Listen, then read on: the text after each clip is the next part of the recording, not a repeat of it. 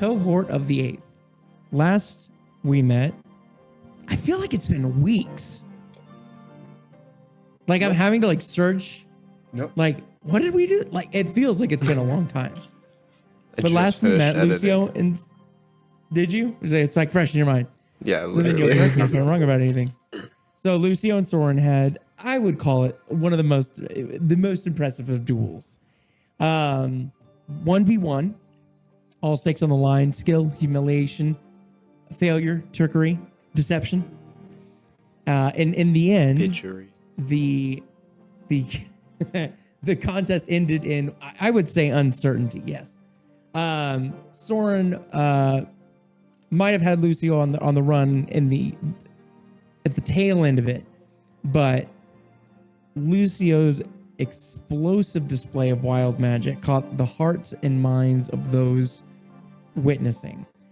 Soren walked away not sure of the victory, and the evening ended with Helmirk receiving a new friend, Cinder, a construct familiar created by Blexia, Helmirk's roommate. The next morning, Coy woke Godfrey up to call the rest of the cohort to the Biblioplex, where she cascaded over you all of the information that she found about Dr. Verdant Mortarin, the Quillen Whisper, Callista Vane Press, the author of the Quillen Whisper, and we, pick up with Coy guiding you all back up the stairs from the second level of Candlekeep, where she will return to her office to pass out on her moss-covered waterbed, clearly exhausted from a full night of sleepless research. So, Cohort, you are in front of the tower index wall. As soon as Coy begins stepping, down the steps, the sort of hundreds of tiny drawers and cubies sort of start rotating and closing in behind her, resetting to look like, the mundane pile of scrap papers and drawers that it was. But the day is yours, my friend. What do we want to do with it? This is right after talking to Coy. Coy. Mm-hmm. I don't really have any plans at the moment. I'm kind of still expecting to have to go talk to the staff and get in trouble over my explosion. So I'm kind of keeping my schedule somewhat open for that. Huh? Oh, I know. Helmirk is kind of looking at the cohort, and nodding. There's this sense of, I guess, pride that he has with the cohort.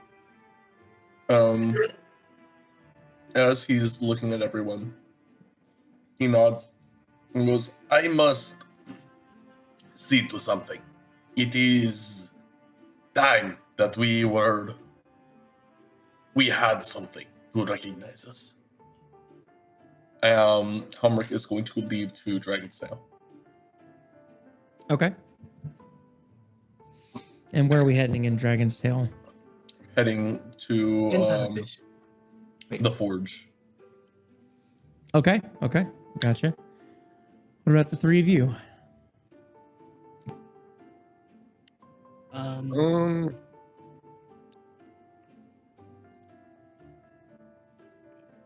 me look around for a sec. Go You through guys my have new. any big goals for the day?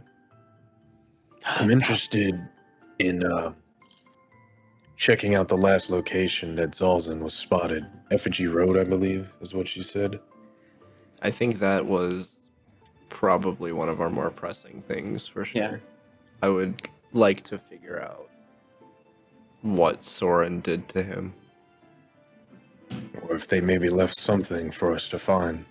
His room was his side of the room was basically empty when I returned. There's nothing for me to figure out. Yeah, I think we can definitely start there.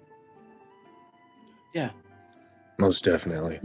I believe more of a recon. We should be careful to find ourselves in a precarious situation without Helmirk. We can always call him if we need. Taking a while to get it to us, though. True, but I don't think anything too bad can happen to us in Obius. Surely there's not Yeah. another angel. Godfrey kind of like cocks his head and shrugs his shoulders like, there might be. There's no way they keep two. I mean, they have. They did. What's the one we fought? Subject 6? I know it's in the first.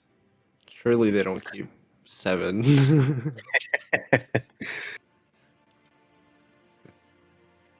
All right, well then.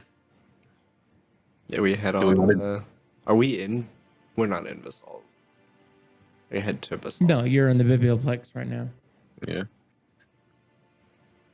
You two have anything else that you want to attend to before we press on towards this? The main thing that I want to do, I cannot do until later. So I feel like this is definitely more pressing at the moment. All right then. And you, Jin? Brother Jin? I don't have much to do. Oh then.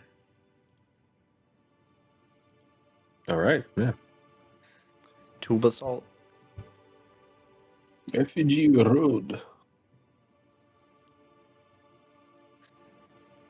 I'm gonna be real. I would have completely gone with you guys, but I completely fucking forgot. Helmirk said bye. Yeah, it was Bye, completely my bad. guys. Because Helmirk probably would have gone with you guys, but me and Dio talked about a thing that I wanted to do. So We can, like, send you- I'm sure we would send Helmirk a message of where we're going. Yeah. Like if you want to meet we up have or... party-wise, Helmirk's two is more 15 feet messages. ahead. Like, hold on one second, buddy. Something's going down here for a second. You might want to be part Turn of around. this. Why don't you go ahead and pull it over for me, buddy?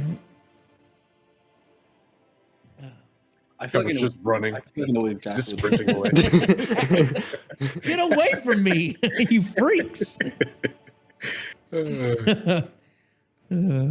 All right. So yeah, how do you guys want to handle this? Helmirk, you're leaving, but I mean, I would say yeah, if you guys talk about it quick enough, like you tell me how you. Yeah, want to yeah. handle it. If he's there, I guess Godfrey would try to mention it to him before he goes as well. Okay. As you explain it to Helmirk, he turns. You are going to this this effigy road. That's the plan, brother. I'm sure your thing is more important than finding Xalzin. We could tackle this as a team. We can go to wherever you need first, and we could head up to Effigy Road, or we could do whatever. We have time on our hands, so Yeah, either way. We should find our lost member. The weapons of station can wait. well, now you've piqued my interest, brother. What do you mean by this? It does not bother me, but I wish us all to have ceremonial weapons to mark you as the eighth, to hold it to know that you are comrades, that you are brothers. Does my loot count as a weapon? We will work something. Not really the weapon type. It is fine. They are meant to hold more than anything. that someone may see you and know you for the 8th. I'll take it as long as it doesn't look like ugly or trashy. This will build Mhm. camaraderie. I'm He interested. shrugs. And he's kind of like, I think Helmirk is still fully geared out because he doesn't trust the school again. Yeah. Uh, PTSD. Helmirk is like, there are sigils that I made in my spare time that I wish to inscribe on my own equipment, on my shield, so that our foes may know that I am the shield of the 8th. I support that. I think the big shield kind of gets that across, but having like an emblem on there definitely helps. My friend Bantia, he kind of looks at the shield. She used to call this my barn door. And we're heading to Basalt campus. Yes. Okay, got you. And what are we using as guidance? What are we're just trying to get there, just so I understand. I think we're using our resident assault Um, student. Yeah, I know exactly where it is. Okay. As we're going there, I'm just gonna use our little sending stone thing because theoretically Xalzin would have one as well, and just I guess try and send a message to him. His is still tracked. His isn't, I don't think, a normal one. No. Did we fix his? Does he had a port key as well? He had a port key, but his is still a tracker for. Yeah, did yeah, we- it is. Did we get ours 'Cause modified we- after he left? I don't remember Yeah. the sequence. Yeah, of I because think we were events. leaving I before think it we was headed to the after. material. Now that I Yeah, think we about were it. leaving when it got modified. Never mind. So we could just do the tried and true. Helmirk is going to stop somebody. Oh yes. Where is Basalt? Well, we know where I'm looking for Basalt is. Obius. Have you seen him? Who is Obius? Where is he? Helmirk is going to he's going to be walking. He's going to realize we don't know where we're going, and he's going to stop someone in Basalt. We And go ask. He's going to say, "Do you know where Effigy Road is?" So yeah, this like really thin, immediately intimidated as soon as you speak up to him, like nerdy, like lizard folk looks over at you and is like, yeah, it's, and then kind of like looks at Godfrey. I think I've seen you here. It's right over there. Oh. Can I insight check that? Yeah, go ahead. Roll a 1. He's lying. He's a member of the.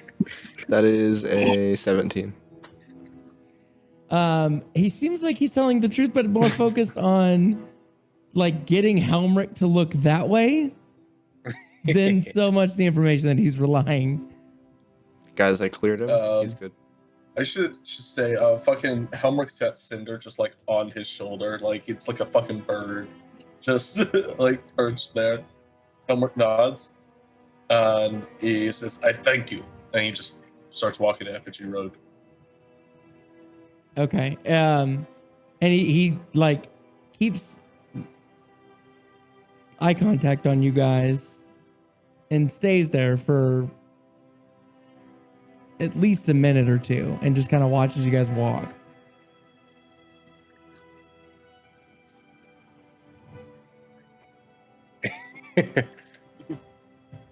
Shit, I would. Awkward. This is Doctor Mordrian, and just none of us knew that he was actually a lizard folk. Dang it. All right, All right. yeah, we're walking to Effigy Road. Yeah. All right.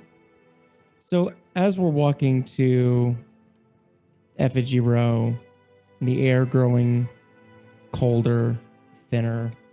The smell of incense and old stone and that decayed parchment smell. There's a stillness in the air, and time is preserved here more than any other campus. And entering into Effigy Row, the carved faces of the dead and the honored seem to kind of watch without, the accusation or judgment. Their weathered forms lit by just a little bit of sunlight that's cutting through kind of this like dense layer of fog that's above you guys, high enough to where you're not walking through it, but in just enough to like scatter that like non-oppressive sunlight,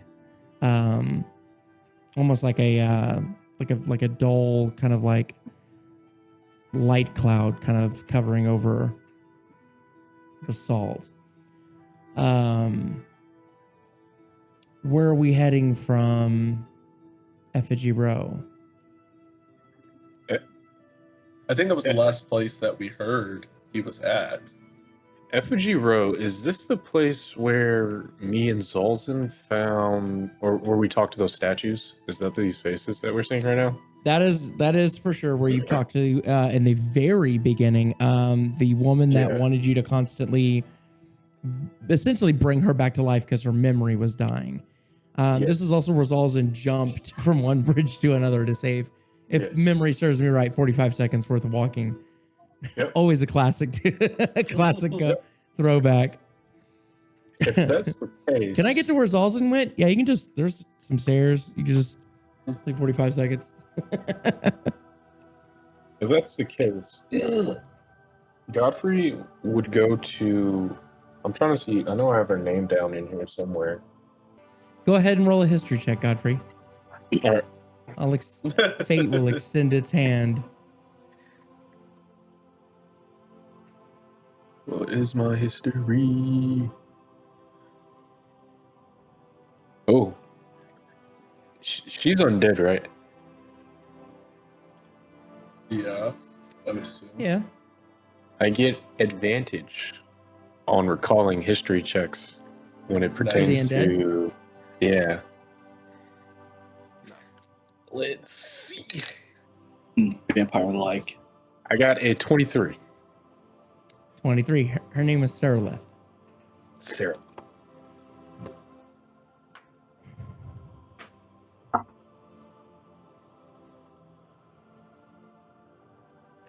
Okay.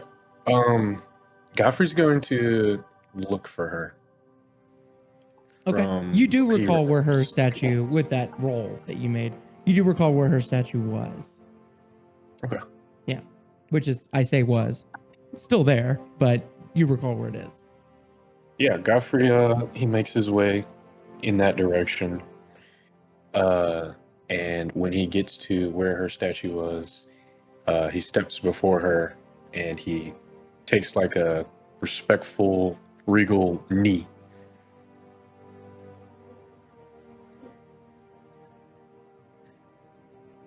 And he utters her name. Saralith.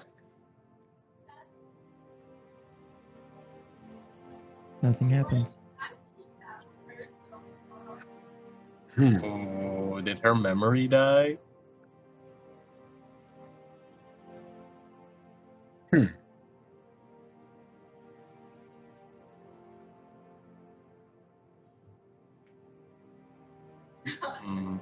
Well, Can Helmirk go over and try? Yeah. Helmirk gives a salute.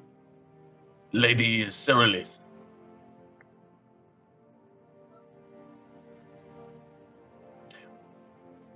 I don't think she likes you guys.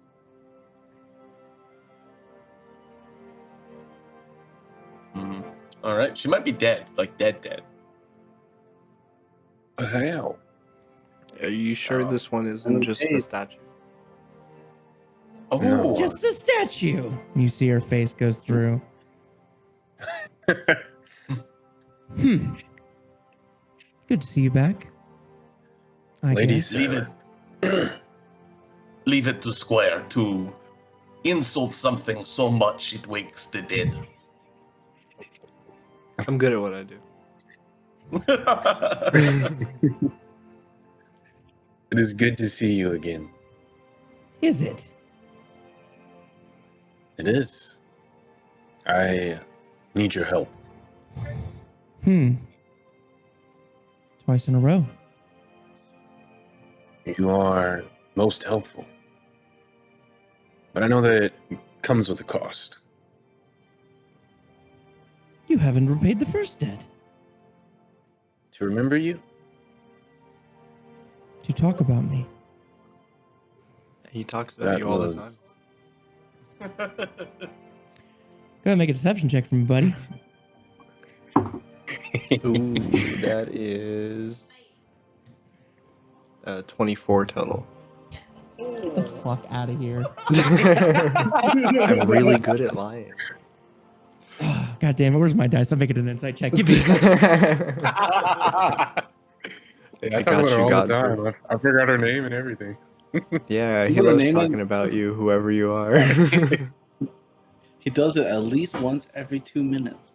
All the stuff you did. Yeah, he talks about it at great length. I'm not gonna have some punk ass player fuck up my storyline with a By fucking rolling roll. really well. Ridiculous. Like, I wrote this stuff. I had a timeline. Now I'm molting. All right.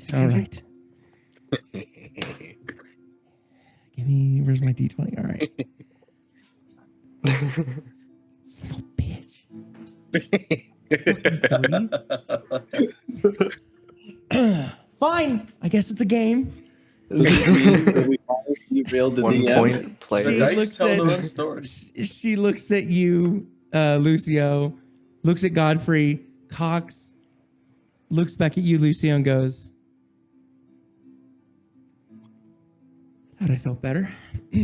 Stronger? All right. Okay, I'll help. She looks at you, Lucio, and thank you. No. You're just Consider as that help helpful you. as he talked about. Mhm. So what is it that we're looking for? Do you remember Xalzin, the man that was here with me when we spoke to you? Of course. Have you seen him since? Have you seen him recently? No. You lost your No. friend here? He was told to have last been seen here. I was hoping that you would have seen him. Hmm. 1 second. And she disappears back in the statue. A moment comes by and then she comes back out.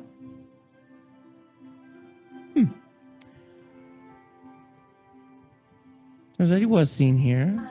I didn't see him.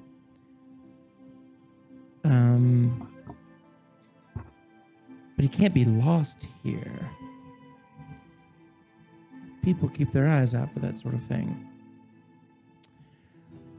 My suggestion to you would be to find somebody a little bit more mobile.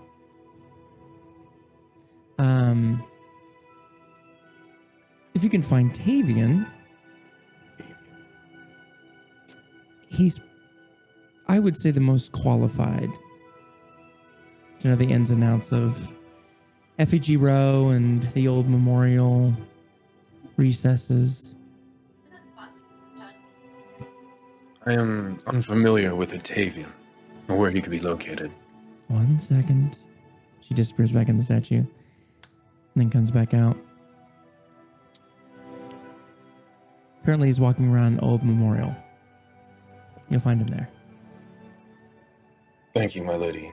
You are of most importance, and you will be remembered.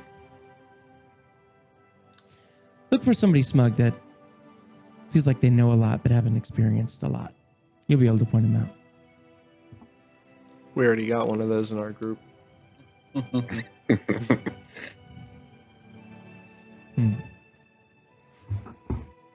All right.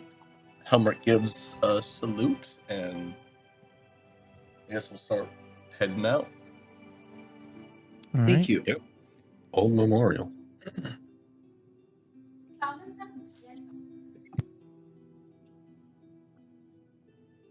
Godfrey, in the very beginning, you did get a chance to kind of walk around. This would be an area that, even if you haven't been there, you would know where it is. Below the lower terraces that sort of descend into multi-layers of like stairs and bridges and worn stone path. And as you descend, each layer is more quieter than the previous. These pathways are carved into the side of this massive chasm. And with all of there are multiple bridges to get to each level, but there's only a few that go across the full chasm. Like if you look over Effigy Road, that's the main one. There's like 2 more that you see. It's not really intended for you to cross that way, and more so go the long way for good reason. That's where memories live. So the route to the memorial is very narrow, and you see sheltered passages that are cut between that cliff, along that cliff side. And on that cliff side, you see shrines that are lined with plaques and recessed niches and old names worked into stone, deep carving so that time doesn't erode memory. This is where kind of Basalt stops feeling like a school.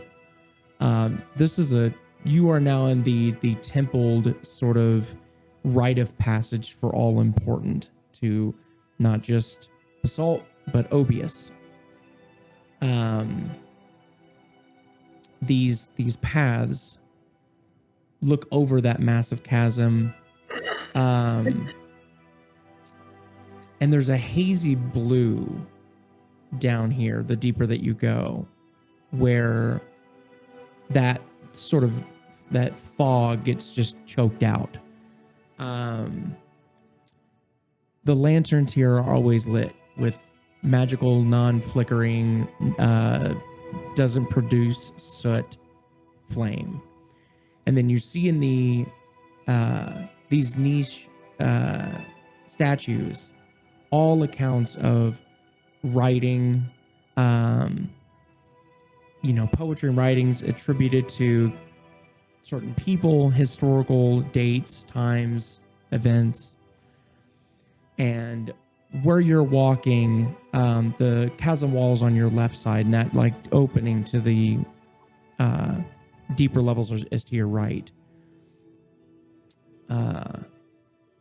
The first thing that you'll see when you start entering officially the memorial are 2 statues holding lanterns on chains extended outward to show the way. And in between these, there's a carving of the Basalt House banner. And below that, you see Memorial Root, House Basalt, Obius Institute. In honor we remember, in remembrance they endure.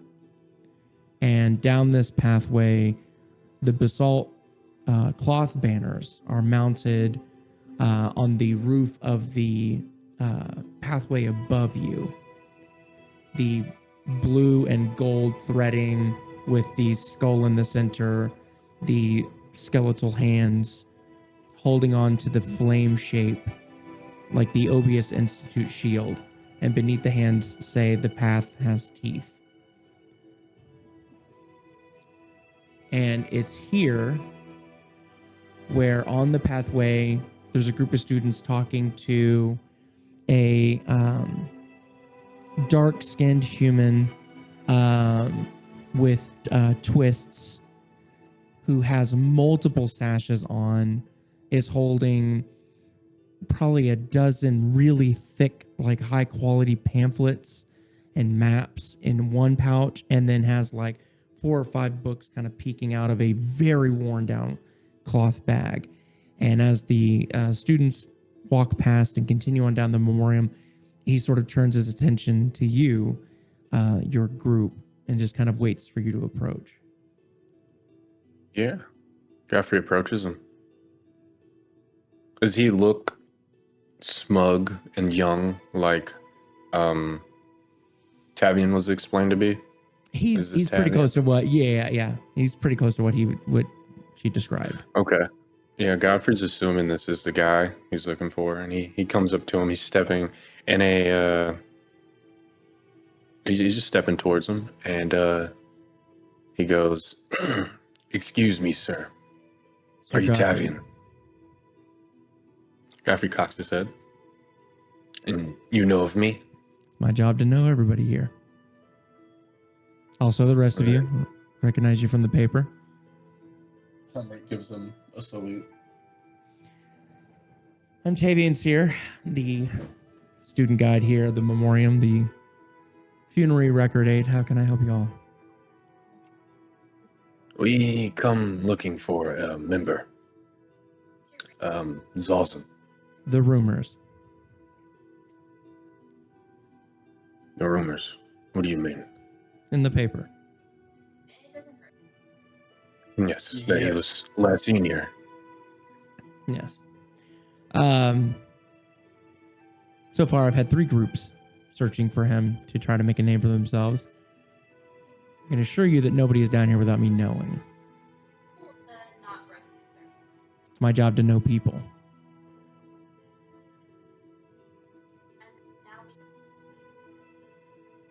And he is not here.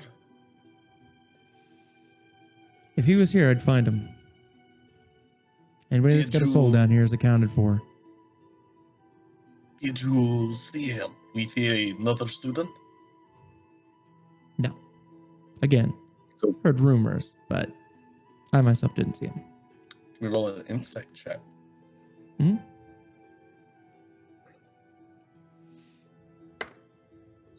Nope. 14. Hard to read. Ooh. Can Godfrey roll a...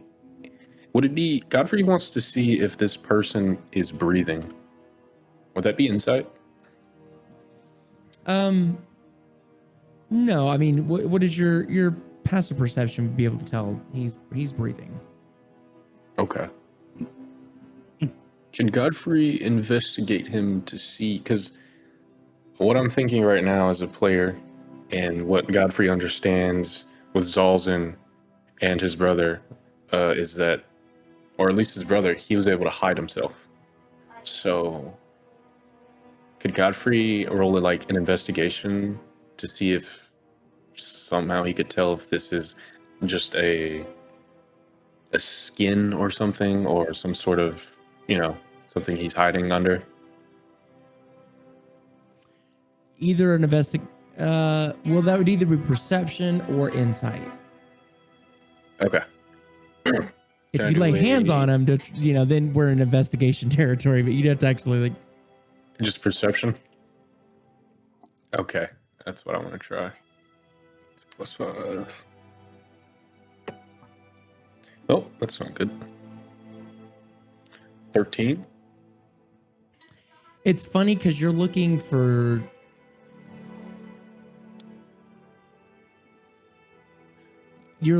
something odd about him, Mhm. which is memories to you of you used to breathe. And from what you can tell, he looks completely normal. Mhm. Well then, it seems that they were just rumors. I But I can't imagine why someone would say that they've seen Xalzin here with no reason. People say things all the time. Doesn't mean it's true. They got attention, didn't they? They did. This woman, whoever wrote about you.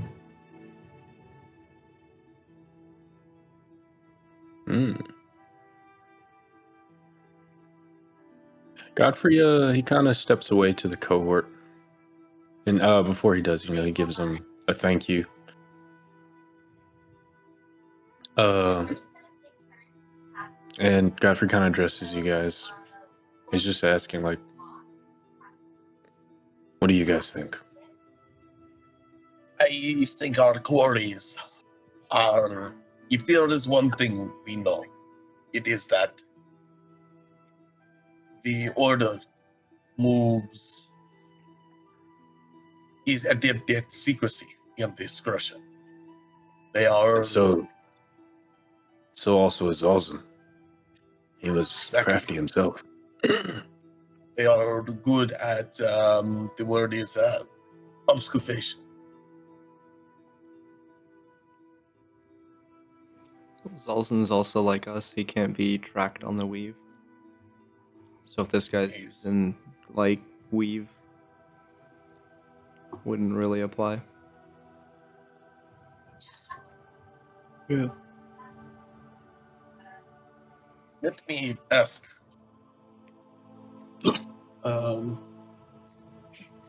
Sir Davian.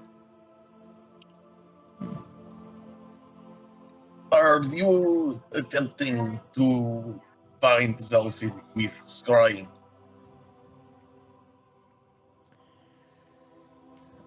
I don't necessarily look for people. We have spirits that are in charge of auditing and keeping memories alive. If it wasn't for us, a lot of these memories would go dead. Xalzin cannot be scryed upon.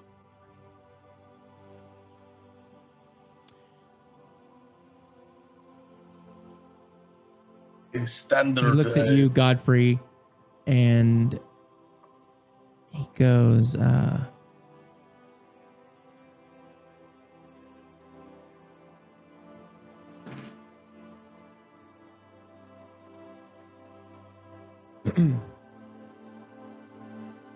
Xalzin was a warforged. Yes. Correct.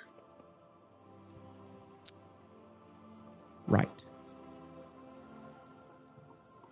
Okay. That could lend problems as far as locating.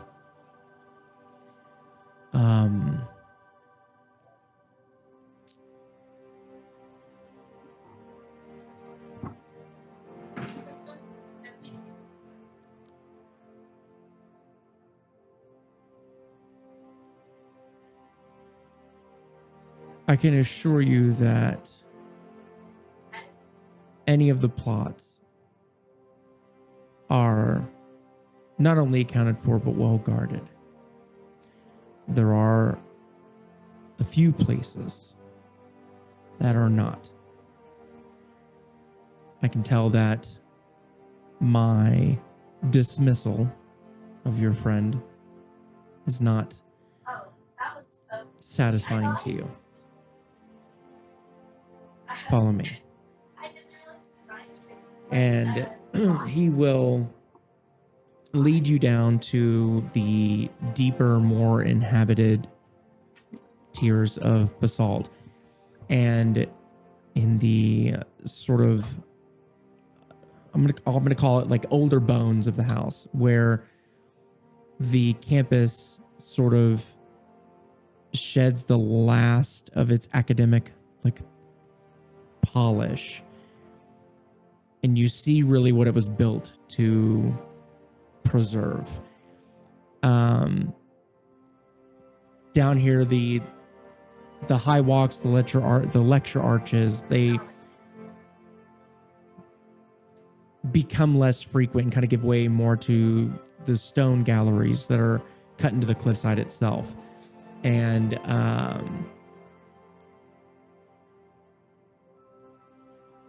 this is where time starts eroding. And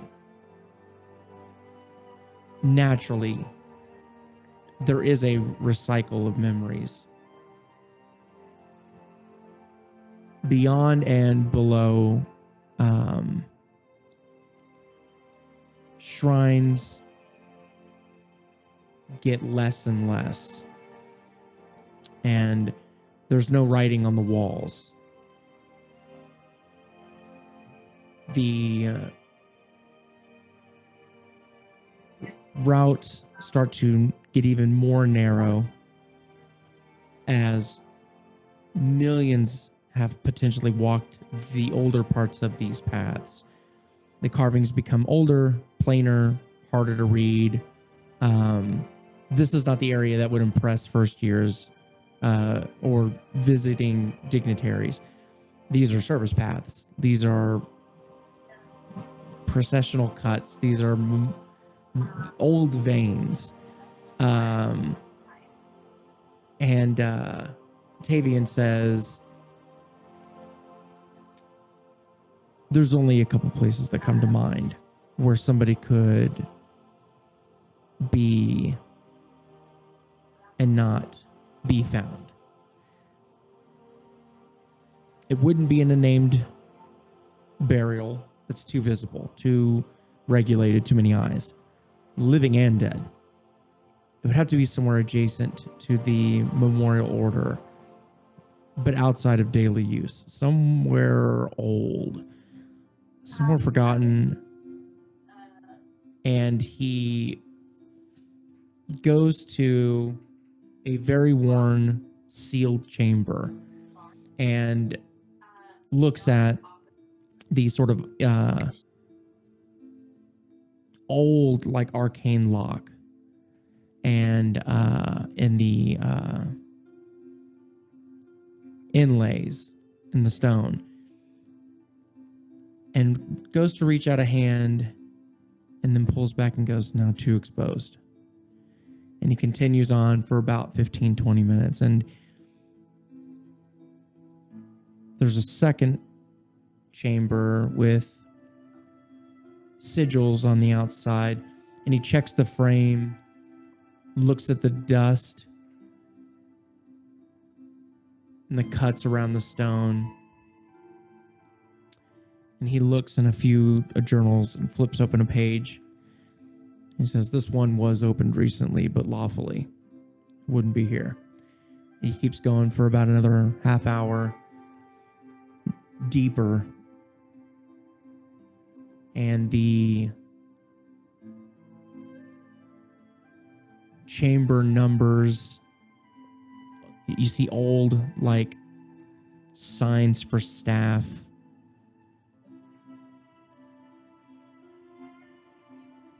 You see two memorials that sort of span and stand what look to be, again, just a wall of, the only people that would remember this are either the spirits themselves or related. This is becoming to the part where even most faculty are forgetting. And there's a deep history about basalt that would need to be read over to understand exactly when this house changed. You stumbled across some of that history where the house drastically changed when you found old experiments against higher beings being trapped here. And there's a chamber where the stone is pushed in and moved aside. And he goes, "This shouldn't be opened," and looks back at you all.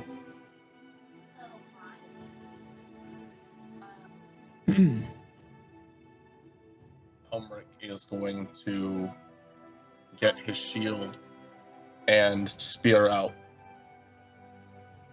And he looks towards Tavian and says, "Are you armed?" He puts a hand on your forearm and says, "I promise you, we're more protected here than anywhere else in the multiverse." And he turns around and he walks inside, and there are similar matching stone doors inside. And there's one in particular he looks at and kind of crouches down, brushes a finger along the seam of the door and the wall. And the stone has been disturbed. Not enough for most people, I think. But once he sort of starts zooming in, you would all kind of pick out that it just very subtly looks like that it was opened and shut. Just enough rubble was moved to just create a fresh line of sand. And Tavian steps up, reaches into his robes, and removes an old route key, this like blackened metal multi-toothed key. And you wouldn't have been able to see it unless he showed you, but there's a false plate of what looks to be almost perfected stonework that he slides over, pushes the key in, clicks it, and it's like almost like something soft hitting a tooth. And the wall, once he puts the key in and pulls it out, the wall opens by itself and moves into the wall. And there is a chamber inside, a resting place for what seems to be most likely very high members, because to have just one person in each of these chambers emits a sort of either nobility or purpose. And there is a stone bearer in the center of this room, and you immediately recognize Xalzin laying on it. A stone bear? Yeah. Helmirk Wait. sprints and kind of like immediately dropping to his knees. It's kind of like picking up Xalzin. He's fully intact. There's almost a peacefulness to him laying there. Shoulders squared, hands clasped. It's almost as if he was sleeping, if it wasn't for the chest plate missing. And the chest plate you see is set against the corner of the wall. And inside the chest cavity, a void. There seemed to have been some kind of panel that was meticulously removed with dozens of wires, not cut, not pulled, not ripped, gently just folded back inside. But there is that panel that's missing.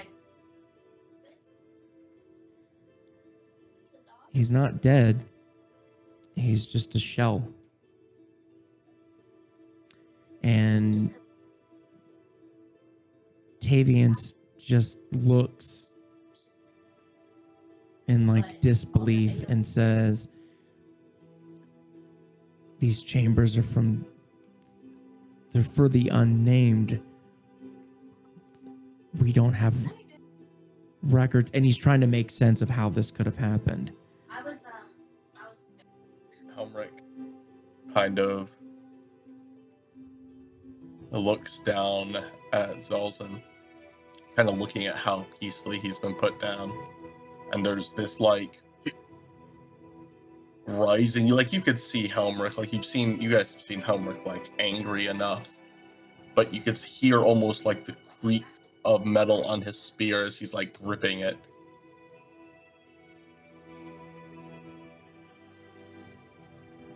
I believe we have been betrayed by a member of our own.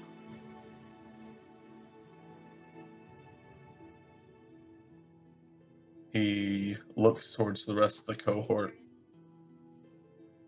Tavian's going to take a second before you start, and he's going to go, take all the time that you need. And he's going to leave. He's gonna look to the rest of the cohort. He would not have been put down so easily. I believe he let himself be taken. Which means he has fallen for his brother's words. What did they Taken. take? Yeah, Helmirk shrugs. Him, I think, whatever stored him.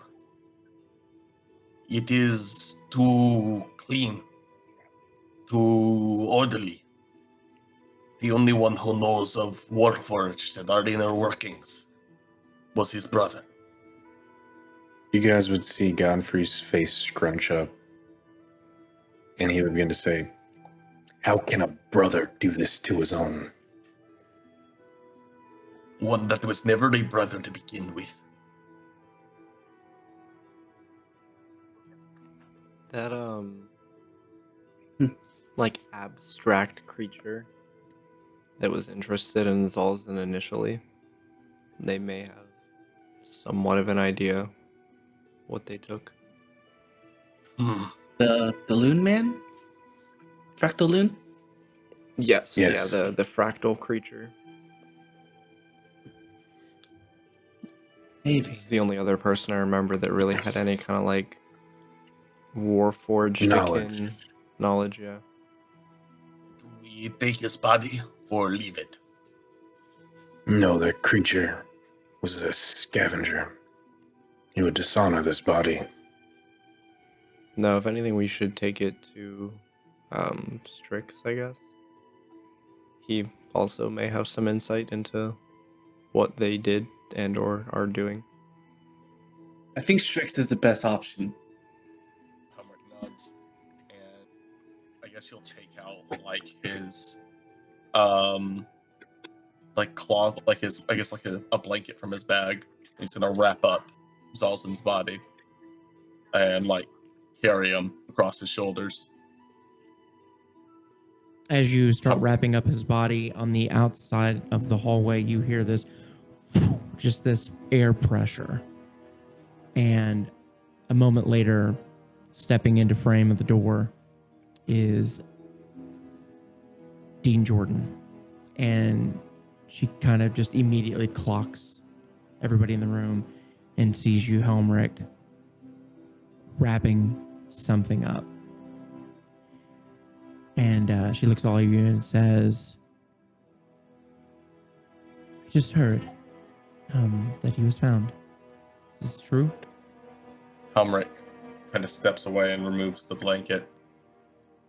I believe he has joined the order, but I require Strix's knowledge to confirm this. I know not of Xalzin's inner workings, but he looks... It is too clean. It was not ripped, it was removed by a technician. This is going to sound weird. There's a reason I'm asking it. Does Xalzin have a soul? We do not know. Unclear. There's no possible way for a soul to be lost here. It's very peculiar to me that What if a soul was stored, like in a box in his chest? is his chest exposed right now? Yes.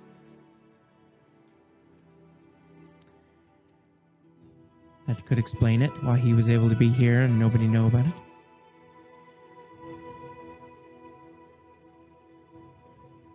Out of respect, what would you like to do? I would like to confirm what has happened here. But he kind of grips his spear. I pray that I am wrong.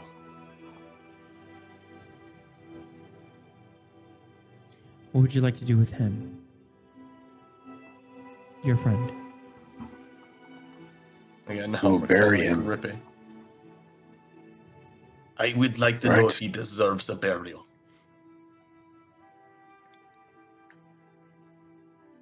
He does. You think...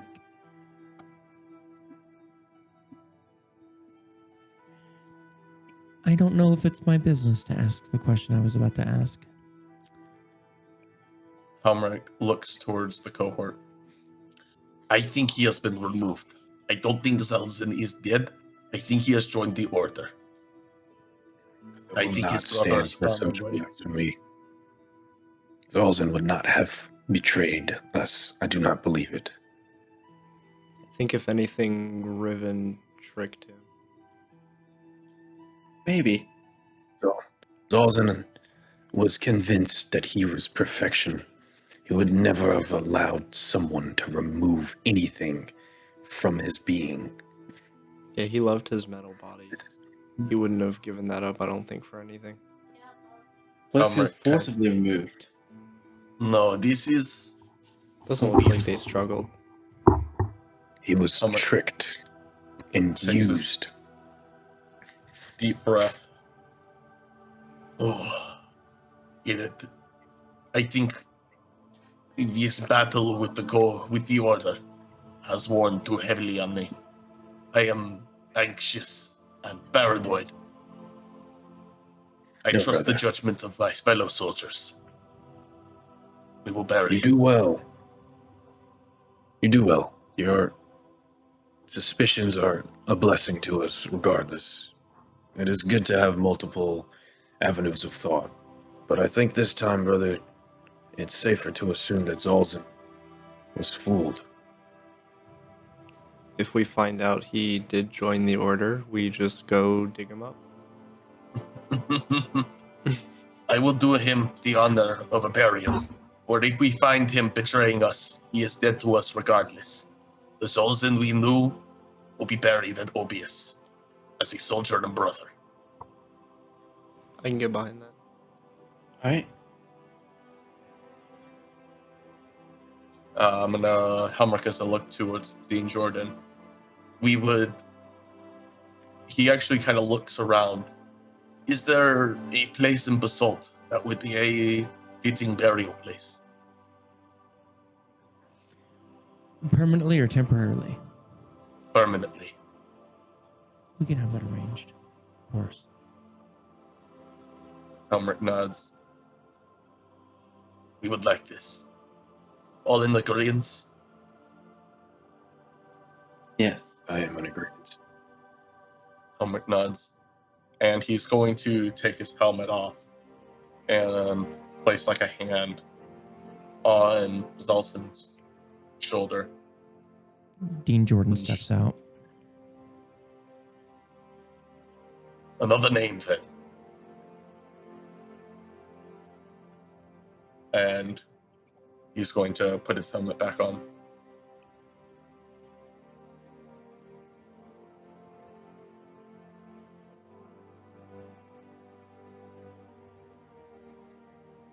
This And, hollow throne has taken. This hollow throne has taken more than they can afford. They will repay for all that they have done to us. Godfrey We've got crosses his arms. Daymar, so we're like 1 for 2 at the moment. We're catching up.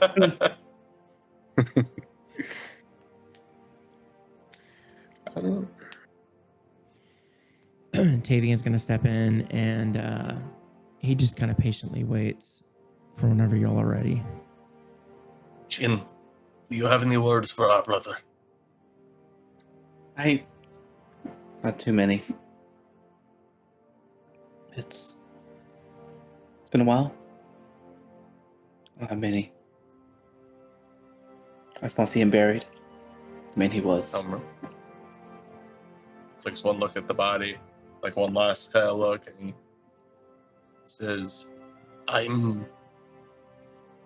sorry that in your time of vulnerability, the cohort was not there for you. And Helmirk is gonna like rehelm, like roll his shoulders, and he's going to walk to Tavian.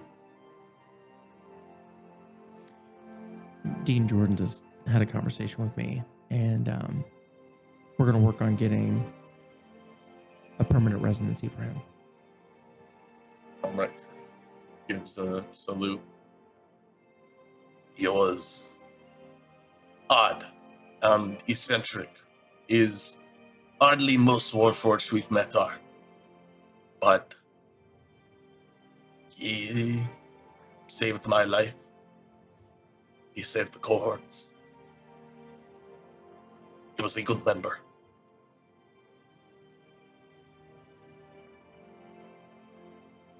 He was. In the meantime, we'll keep him here. Is Helmirk. there any of his stuff in here? Or is it just his Nope. body? Just his body.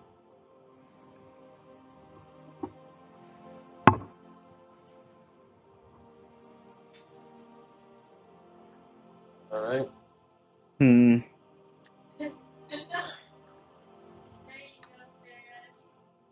All right. Are we ready to go? I think so. I think all the stuff missing off his body also has more credence to the he's betrayed us. Uh, all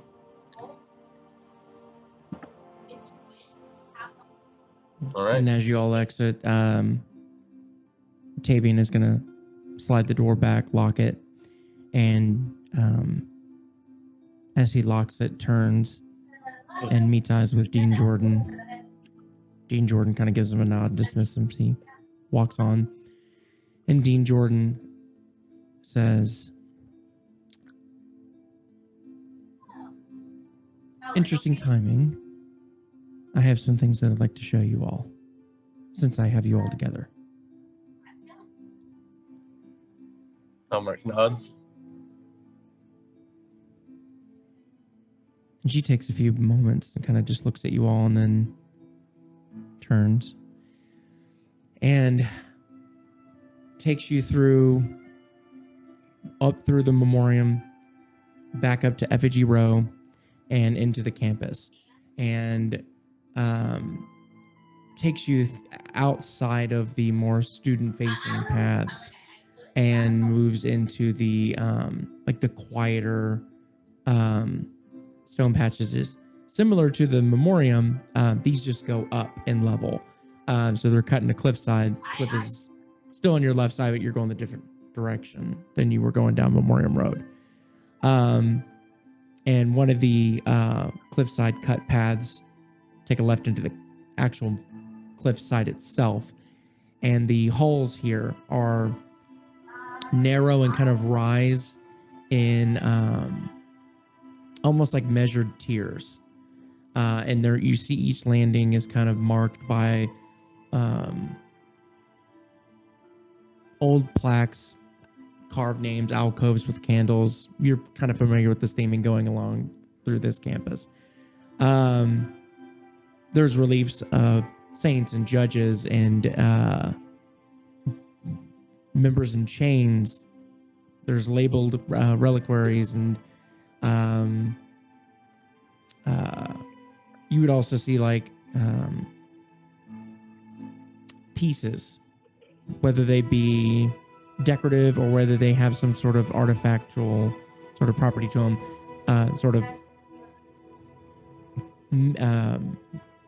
protected in lattice, iron lattice behind stone. Going deeper into the hallway, there are floating lanterns that blue, sort of flameless, non-flickering sort of light that shines just enough light for you to see like inscriptions about memories and stewardships and things like that.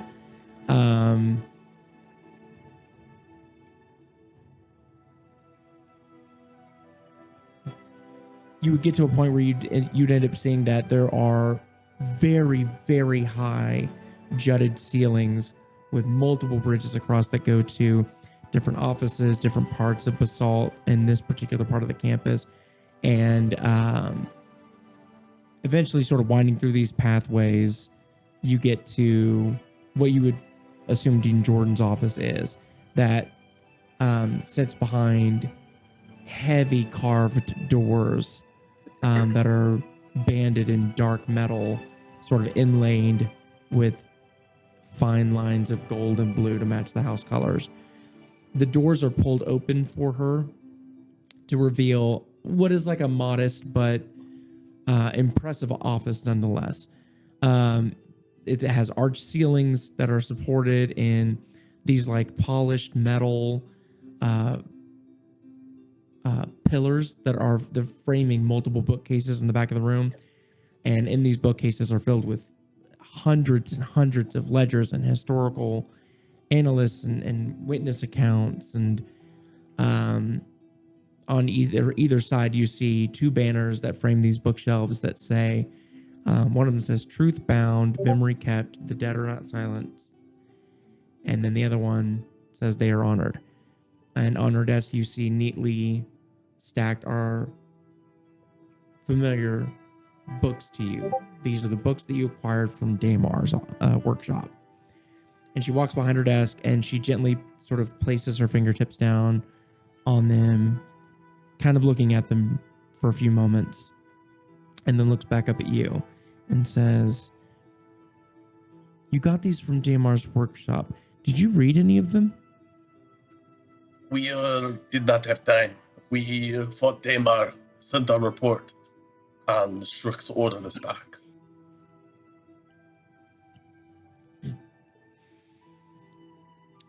These are copies. We have the originals, obviously, in Candlekeep. I had these made up because I believe that you should, on your own time, have a chance to read them. There's very interesting writing about each of you in here. It may not help you in your journeys ahead, but it may answer some questions that you still hold. I'd like to give these to you.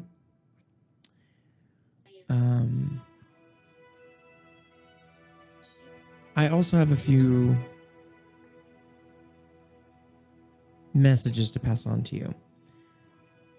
Jin, you're going to be called here. In fact, I'd like you to go. I'd like you to meet a professor here, Professor Vey. They're teaching a class in Throm at the Conjure Hall, and I'd like you to meet him around the 13th bell, if you would be so kind. Yeah, of course. Professor Vale. What's the reason? I think you can learn a lot from him. I think he's going to be an important mentor for you. Okay. Side note, there's been a couple of times here in Obius where I've sort of touched on the fact that time here is different than in Toral. Yes. So I don't mean? I just think it's fun. I don't want you to feel like obligated or like bogged down with like a calculator, but like just for funsies, for lore. So Obius's time runs a little bit slower. It actually has 27 hours here per cycle or day, as it would be in Toral. But time slips and sinks on certain holidays to prevent much of a time difference between Toral and Obius. So the 13th bell would be around like 2 p.m. like our time. Okay. None of this is going to be on the test. It's just flavor. Oh, well, I wrote it all down for the test. I like that. Yeah, I've been memorizing. You said the 13th bell is 2? Our time, 2 Yeah. p.m. Roughly. Okay, so That's so okay, I'll need at least one more time frame to maybe get something. cool.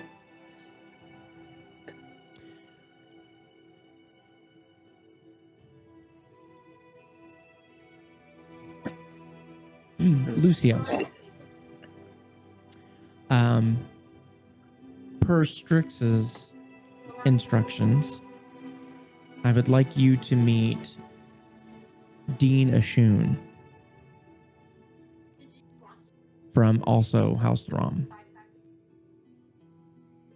Okay. What is he the dean of? She kind of chuckles. What would be the best way to phrase him? Dean of Expression would be the most obvious, we'll say. Okay.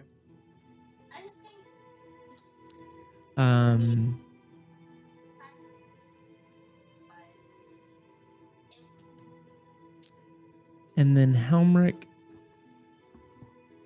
it's to my understanding that you are starting to build a relationship with Master Vale. Helmirk nods.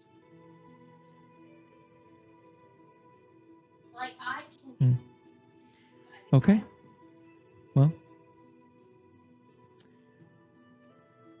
let me know if there's anything that I can do, and I'll keep in touch with you all as we keep.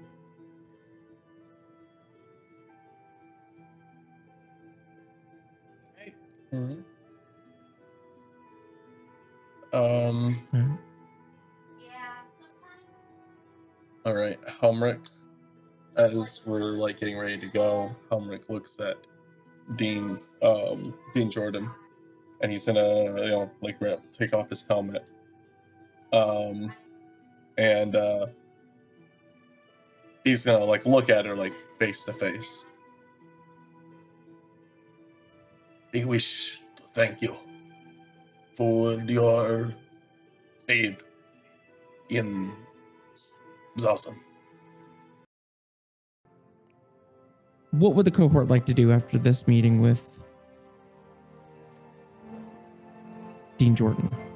So what time is it? Without giving you the whole, it's probably around noon. Okay, so I got the 2 hours. Okay. Oh. I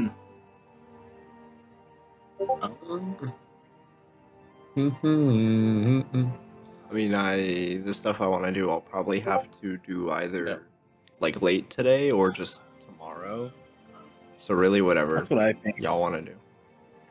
Helmirk is going to go and make the weapons of station. That's cool. I like that. Helmirk will look towards the cohort, and he's gonna say, "I am going to meet with Master Vale, and I will learn to smith." Sounded like you said you were gonna mate with him. My accent is thick, but not that bad. It's okay, I knew what you meant. The first time he's even referenced his accent. I am from Kentucky.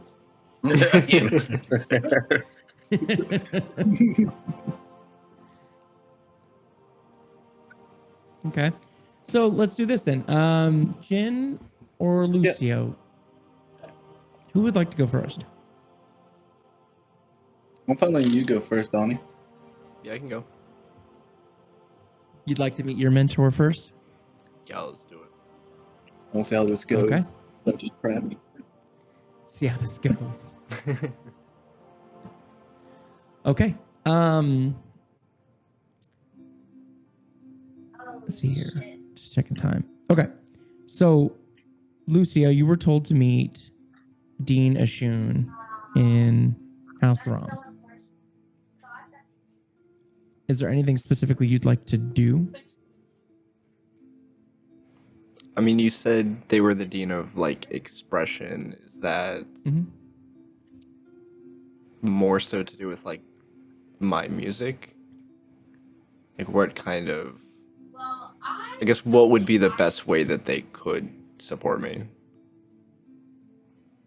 That would be either a conversation between you and them or doing some research, asking around. I mean, I could just That's ask them, totally up yeah. to you how you want to handle that. I guess, yeah, Squirrel, when he gets there, you know, introduce himself. He probably already know who I am, but I'm Square. Nice to meet you. What I'll Okay. what are you good at? What do you do? So let's kind of we'll set the scene here a little bit.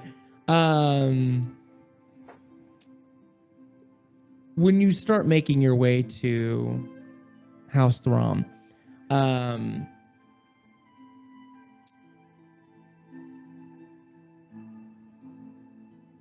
a student is going to let you know that Dean Ashuna is looking for you. This is how they would do it, and they'll quickly kind of describe where Dean Ashuna is, which he's in the Cinder Courts is what it's called.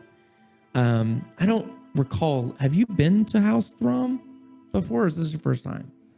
I don't think that we have. You have because you've been to Helmirk Storm.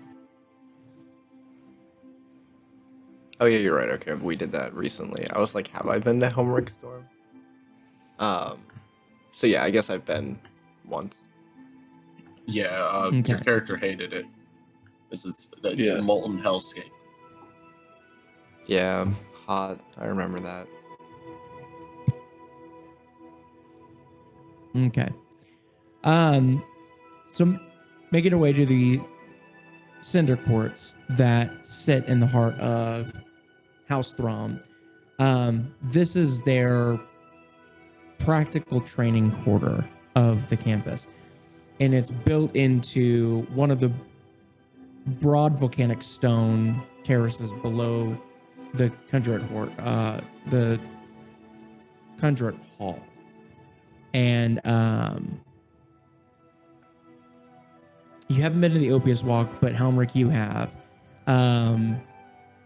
It's a little above the harsher lanes of the Opius Walk, if you remember that from way back when we first started playing. And the Cinder Courts are proudly displayed.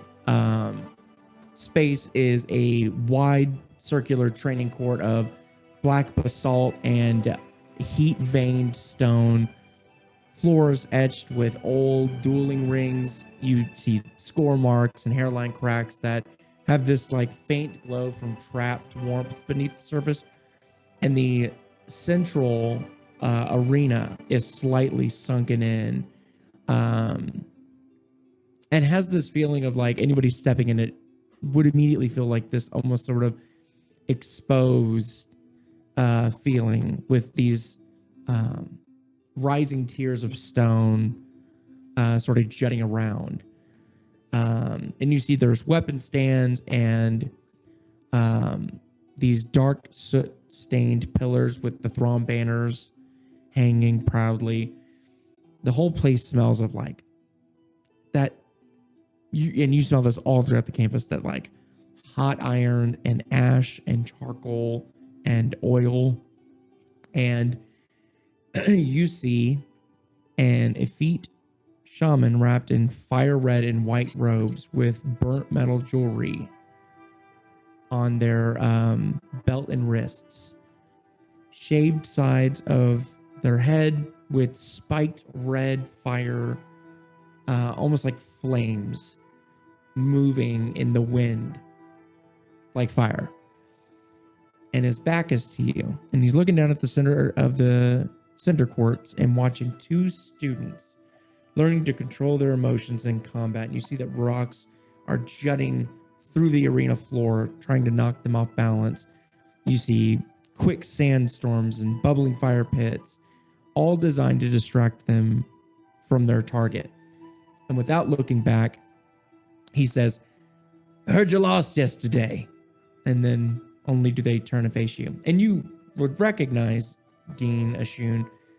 Not only was he announced in the very beginning when all the deans were announced, this is also the dean that picked Helmirk to battle Godfrey in Dragon's Tail. Okay.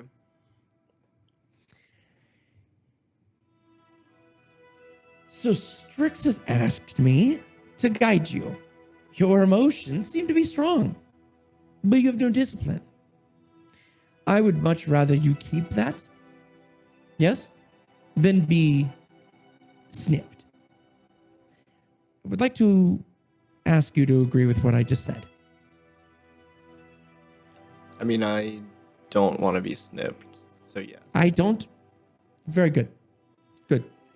And you watch Ashun position his open palm parallel to the rocky ground, and this large stone pulls into his hand with like this heat trail right behind it. And as he rotates his wrist, the rock begins to glow and steam. And it's not red hot, but it's noticeably warm. And he reaches to you to hand you the stone. You want me to like hold that? I want you to grab this.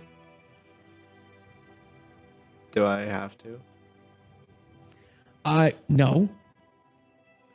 That would be the quickest lesson I've ever taught. Yeah, he'll grab it. He's gonna try and take it like with both hands, kind of distribute the heat as best he can. Sure. You take 2 fire damage, and go ahead and make a. Ooh, what if I gave you a choice? Your hand is obviously burning. What would Lucio? What's going through your mind? I have a couple different options here for you. What would be going through your mind as far as what are you trying to accomplish in this moment? I think he probably initially is trying to hold it onto it, like almost out of spite, like just to kind of prove that he can. And then it's very quickly gonna turn into potentially throwing it.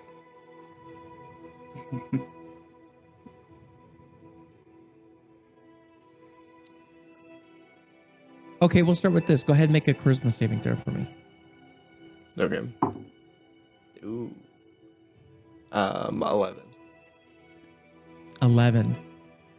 Not good. You're holding onto this and you're trying to like push through just like mentally.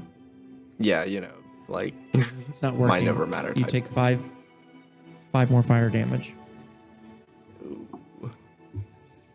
It's not working. It's not working. What am I supposed to be learning here? All I'm learning is that this hurts. Does it hurt? yeah, it burns Why? a lot. It's hot. Give up. Give it back to me. Give up. I give it back to him. Okay. Thank you. And he turns to look at the 2 students. Kind of just fist on his chin, just looking out. So is that your whole lesson? Is I hold the hot rock? My lesson was to see where your threshold is. Is it like on par with what you expected, or maybe a little higher, perhaps? I know about what happened with you and Soren, and that's embarrassing. And Yeah. but it's also such a delight. It's both. And it is. I know more than you. It is. It's great that you have that. And I think if given the right direction, I think there's a lot of greatness in you that you don't even know.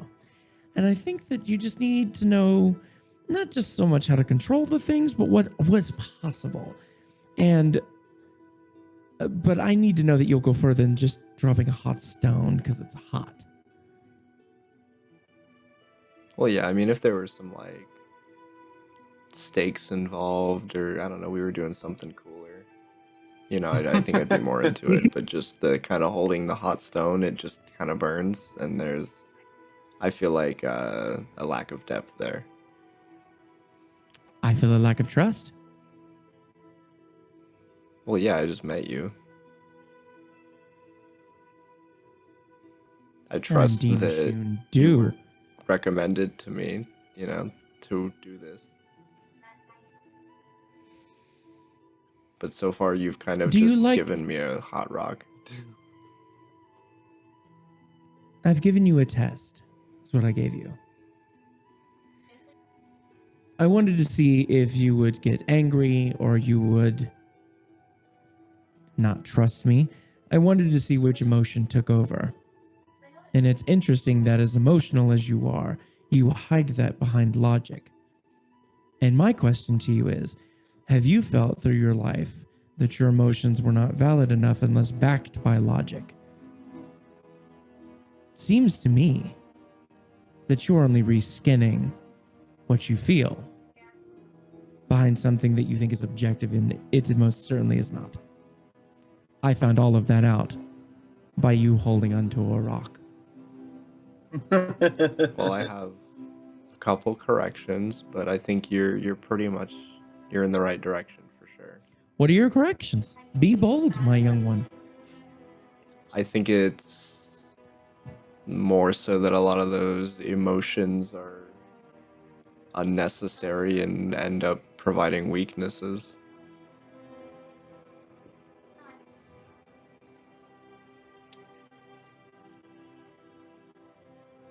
I had to. Whew.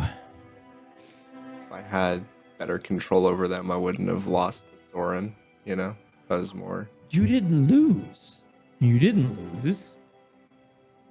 You won in a way he couldn't predict. And unpredictability is a power in and of itself. I do excel at that. Don't bash it. Don't be shameful of it. Hold the rock.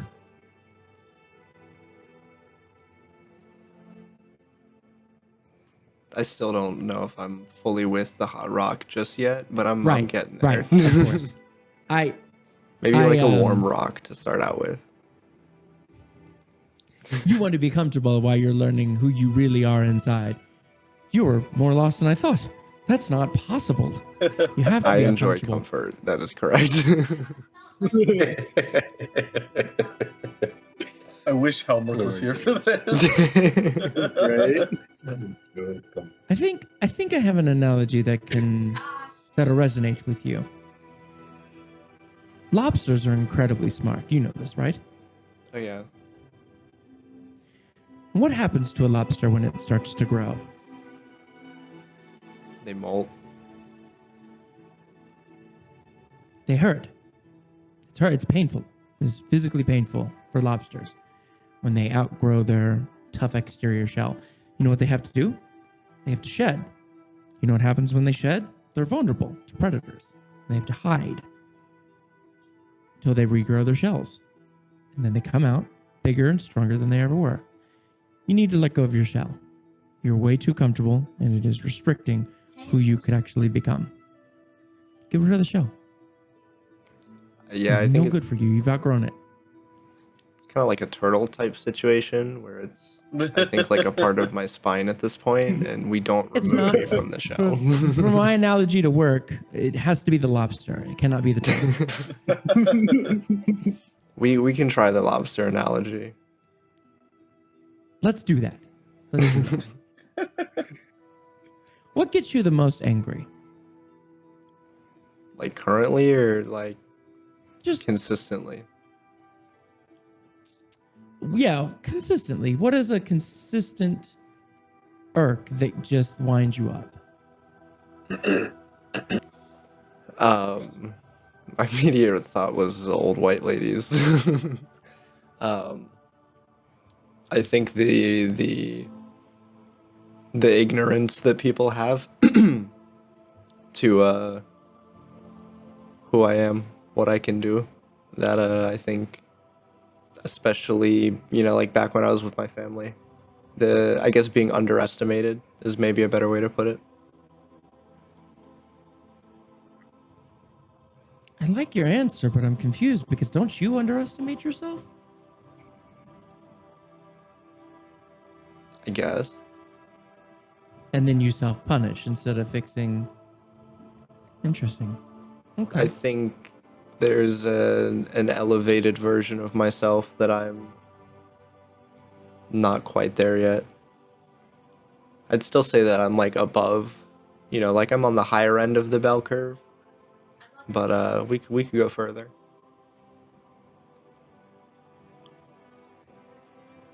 And when you're frustrated at being not taken seriously, underestimated, as you say, is that when you felt what led to what happened with Soren? What was the feeling that you were feeling then? Bro, he pulled out like this fucking bitch shit. So first off, it was supposed to be like a performance type of thing, and then he's just attacking me. And so like that was rude off the bat. Didn't see that coming. And then he like made this bastardized image of me where I was like a baby and I was suckling on this cow. It was really fucked up. And then he kicked me in the back. Like it was just not honorable. You think there's honor in fighting? I think we had like a duel set up, and he, I think, violated the contract, the unwritten contract that we had. That it was more about the performance in my mind, and I think in his mind it was more about being a dick. Unwritten contract. There's that logic again. You're upset, but you default to logic. We should work on that. I think it's a good thing to default to. Lays like a good base for most things. I don't agree. No great thing has ever been done logically. Always been done emotionally. Look at where you stand. You think any of this is logical? Everything here is trying to kill you. You know that, right? You are food to most of what you see. I mean, I felt that way outside of OBS, I think, more so than within OBS, I would. You feel more at home here. I feel safer here.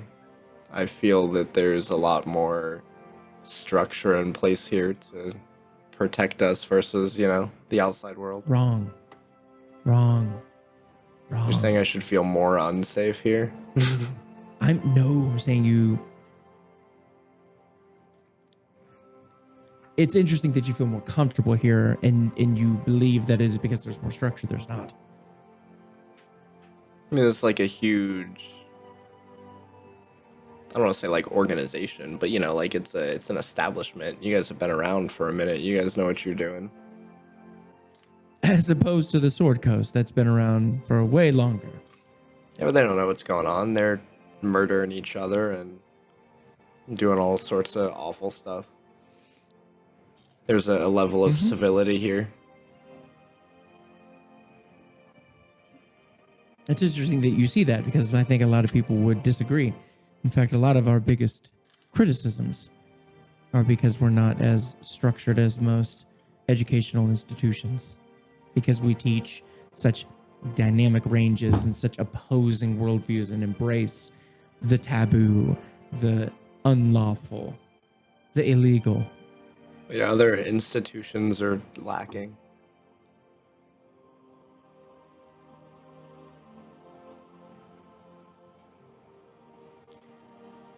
I want to find a way to override your emotional sense of self. You know you best. How do we do that? I don't know. I thought that's why I was talking to you for. Yeah, we're figuring things out. I'm figuring out several things about you very quickly. I'm gonna take that as a good thing. It's a path. I like paths. But Again, no structure, no logic.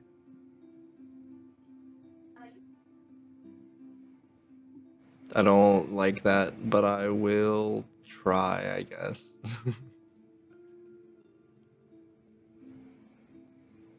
We should meet again soon. We're gonna I do have like some a, ideas for us.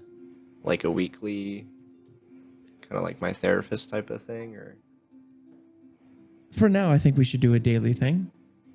okay. You think I really need some And, work? I see. I think that there's two things that I would be focused on. One would be to get rid of that I have to express myself through logic to be taken seriously. We need to get rid of that. Your emotions are enough. And two would be to figure out how you can use emotions to do great things. How to harness that wild magic, that tap into that's unregulated. You beat Soren because you had no governor. That's amazing. Let's do it in a way that doesn't hurt you or people that you care about that you would unintentionally do harm to. We don't need to handcuff it. We need to work as the left hand does with the right. Together. Yeah, I want to be able to control that.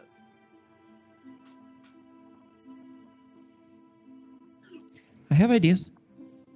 We should meet soon. Tomorrow? Yeah, that works. Good. Lucio? Dean. You're enough. I appreciate that. You are too. He will bow and leave. All right. Jin, Yes.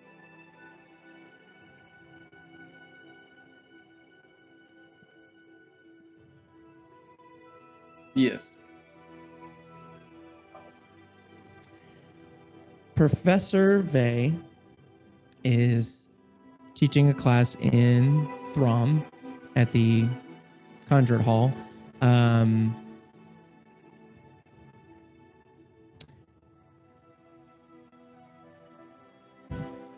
You're okay meeting them at 2 o'clock?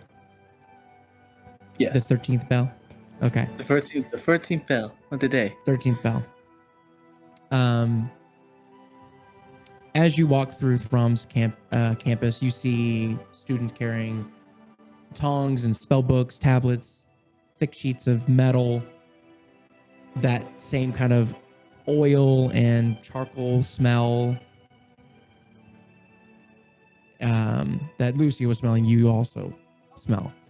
And as you kind of make your way through the training courts, out of the corner of your eye, you would see Lucio, for some weird reason, holding a hot stone, standing next to Dina Shun. To get to Professor Vey's classroom, it lies in Throm's upper scholarly corridors. There are halls of non-reflective soot-stained stone that is barely kind of made out by low-lit lanterns. And the door is this massive ironwood door band in dark metal with these fine, intricate little carvings swirled throughout. This is kind of where you've been guided that this is the door to his classroom.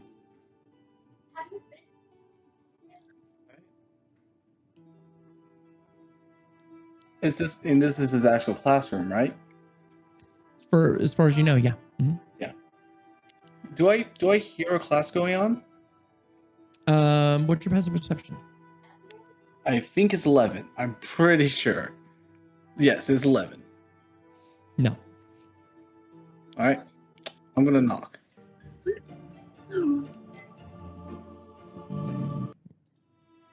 Okay. as you knock, there would be two students that kind of are rushing to the door behind you.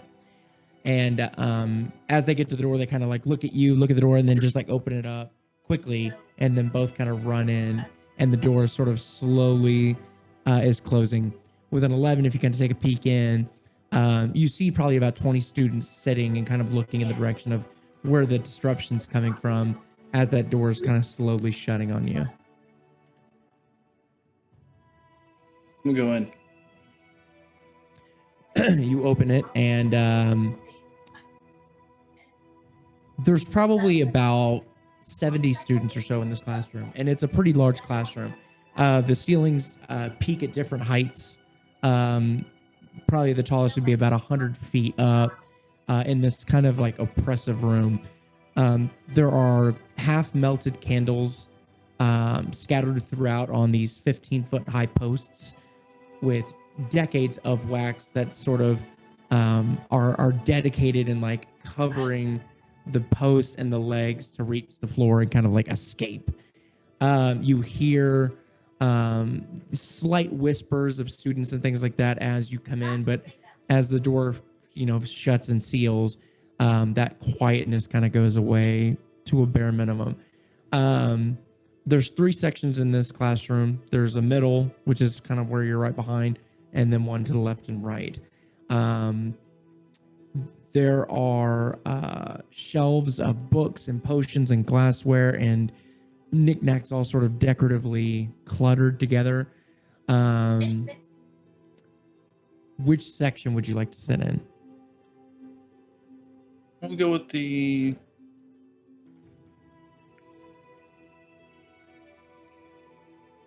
You said there's the upper, middle, and lower section? Middle, left, and right. Middle, left, and right. I'll go with middle. Okay. As you sit down and that silence goes to a sharp 0, there's a stage in front of the classroom, and on that stage on the left side is a desk that's angled outwardly towards the major portion of the classroom. That's also where you see multiple other bookshelves, kind of the same sort of decor and storage of items. And about 5 feet above the stage, you see quick spins of like almost like sparks of grinding metal that sort of expand very quickly into a large oval. And then from the center, this purple and dark I'm going to say dark rubbed silver, because that's the only thing that makes sense to my mind. But like this patinaed like silver mist pours out of it, and then very quickly sort of appears Professor Vale. Very tall, slender, pale, Eladrin with this almost elegant, unsettling demeanor. This long silver white hair that falls in soft, deliberate layers around his face, that looks more beautiful, but almost like ancient. Kind of has this like very sharp wisdom to them. Sharp pointed ears, robes of deep purple and silver with like a dusk moon kind of color to it. And a moment passes, and there's this anticipation in the silence before the professor speaks. And looking through the room, they spot you, Jen. And there's a moment that they look at you, a second or two longer than the rest of them. And their eyes open just a little wider, looking at you. Just enough to tell that there's a reaction. And then they keep looking. Good afternoon, students. We began our semester with practicality, the usefulness what is to be gained from such magics or access. Admittedly, it's one of the more popular portions of this course, but there are things that you must know about such access. And we begin circling the theoretical and practiced beginning today. And they stand, their chin looking high over their nose at each one of you, before sort of throwing their robe to the side to step over to a large chalkboard that's on wheels. And they grab the chalk with these two long, bony fingers and ever so gently write patron on the board. And they set the chalk down and without turning around say, I want to be very bold and very clear. This is not an identity. This is not proof of exception or corruption and destiny, significance, nobility, romance. And they turn, clasp their hands together. It is evidence of contract under unequal terms. If you are here to confirm your bias about pact magic, you failed. And I ask you to leave now. And they pause, and some of the students look around the room, almost expecting somebody to stand up, or at the very least object with like a question or say something. And when nobody does, they continue and they go, this course is concerned with structure, specifically how powers enter life, what it requires in return, what forms of access it normalizes, and how quickly students become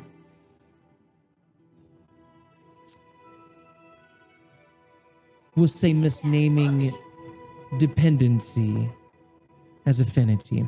Best way to describe it. You have and will always hear a bunch of nonsense outside of this classroom. Some of it devotional, some theatrical, some imprecise. I highly recommend resisting building a life around the imprecise. Recent events have made this discussion even more relevant and needed. Divinatory infrastructure failing, oops, in that space.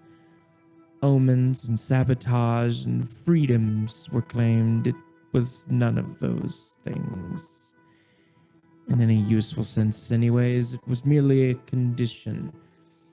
And when formal sight fails, a asymmetrical relationship becomes harder to evaluate and easier to enter. Some of you will be tempted to interpret uncertainty as invitation. Some of you already have. This course will not act like it knows whether pact magic is good or evil. That is an uncertain question. Will always define what those terms are, who benefits from obscuring them, and how much of the self remains intact when influence is repeatedly accepted without analysis.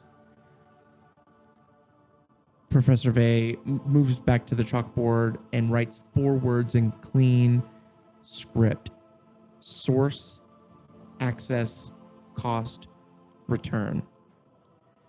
And says, these are your 4 first disciplines. What is the source? What does it gain access to? What is the cost? What precisely is expected upon return? If you cannot answer these questions, then your power is already operating inside of a structure you have not bothered to name. And they look back at the class. And Professor Vey almost mildly says, take out a page. And you hear the shuffling of students grabbing paper and quills and they step down from the stage and say, at the top, write this sentence exactly as I say it. What in me existed before power learned how to address me. Jin Tarvish, stand for me, please. I'll stand. And they drift over to you and they kind of look down at your arm and gently wrap their fingers around your wrist, throw back your sleeve, and several students begin whispering about what is covered on your arm, the scar on your face. And as quick as the whispering begins, Professor Vase shouts and goes, "Stop that at once!" And looks back at you and says, "You will assist me." Right. They release your arm and walk back up to the front of the class, leaning against the stage and sort of tucking their hands underneath their arms. Jin, what was it that opened the door to your abilities? Notice I did not and will never refer to them as gifts.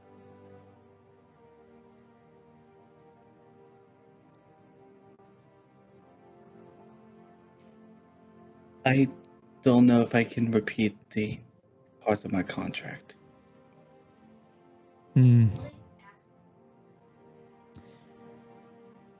Class, write down exactly what Jin Tarvish just said for me, please. See if you can answer this for me, Jen. What is one thing about you that is yours, whether power answers you or not?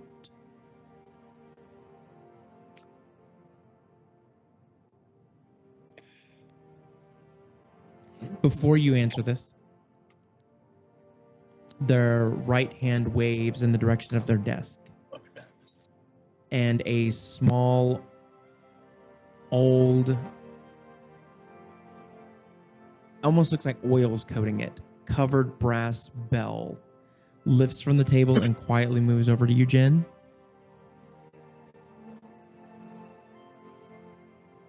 Go ahead and answer the question for me.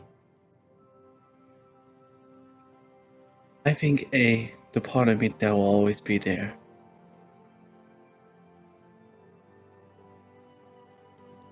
is my devotion to those To? I have seen as friends and family. Lengths I will go for them.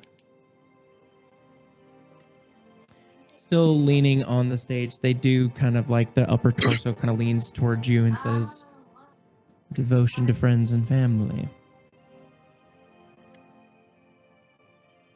Have you had to pick?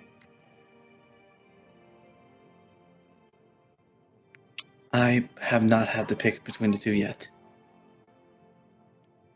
Has your patron picked for you?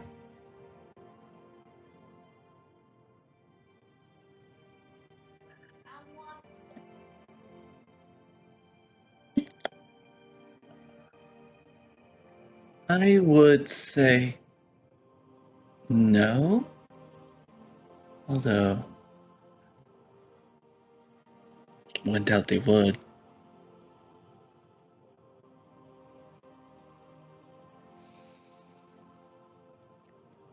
If you would, for me, either roll a charisma saving throw or an insight check. Before you do, Okay. both are going to give you very different results. Okay. Choose wisely. I am going to go with the charisma saving throw.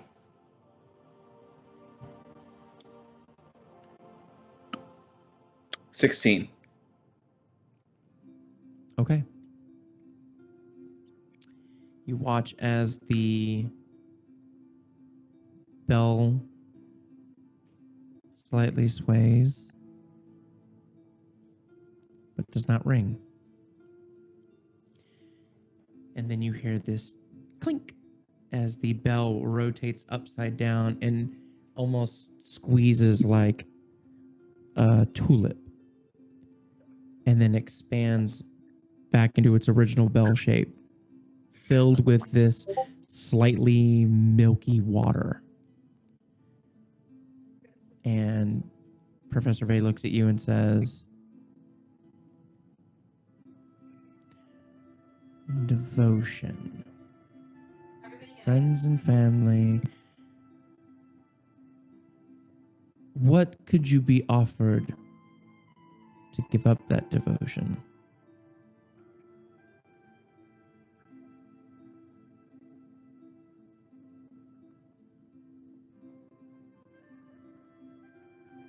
Can't think much off the top of my head. Something priceless, I would say. Something more priceless than what is already priceless.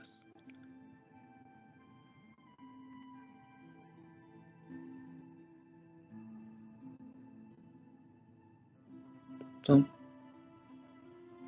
I can't think of a thing that would give up my Choose to either make a wisdom saving throw or an insight check. hurt. I'm going to do the insight check. Can I use lucky here? Sure. Thank you, because that was a natural 1. Oh, If that you do, you can use lucky for sure. It's there. Yeah. Yeah. Any, whatever you feel like Jin would feel. 10. ooh. 10. Okay. That's better than 1. You watch as the milky water darkens and you watch corrosion start at the rim of the bell and cascade slowly down the housing of this bell, and pieces start falling to the floor and the liquid spills, and you are left with just this wooden handle floating up in the sky in the air that then also drops to the floor. And multiple students look at the handle and then back at Professor Vale, who seems undisturbed by it.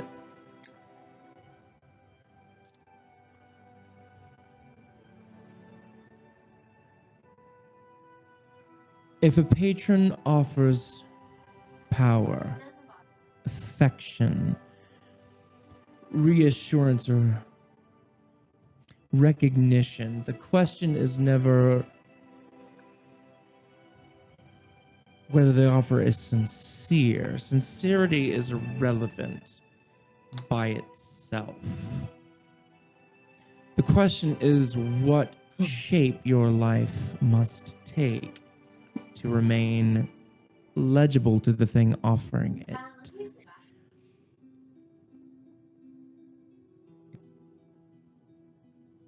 Jin, you don't seem to defend or justify your relationship. Can you explain why? Why I don't justify? Know that I'm not asking for any kind of confession, nor is this an interrogation. I'm merely asking, when you are in the influence of your provider, do you still feel yourself? Or do the lines blur between you and it? Do you lose yourself?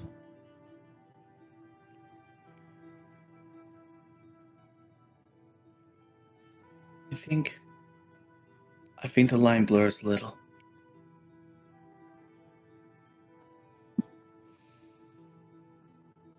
Between who I really Thank you, am. Jen. Yes. And he walks back up the stage and continues the class.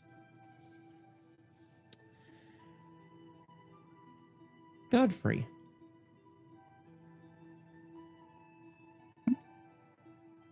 Where are you at when Jin and Lucio and Helmirk are on their solo quests? I think Godfrey is taking this time to kind of cope with the revelation of Xalzin state, and he's just walking through the memorials. He's reading the descriptions of the people that died, yeah, he's just taking that all in. He's just out there looking at the graves. Are you in the lower portions or upper portions? I think he's in the upper portions. That's where we left off. Okay.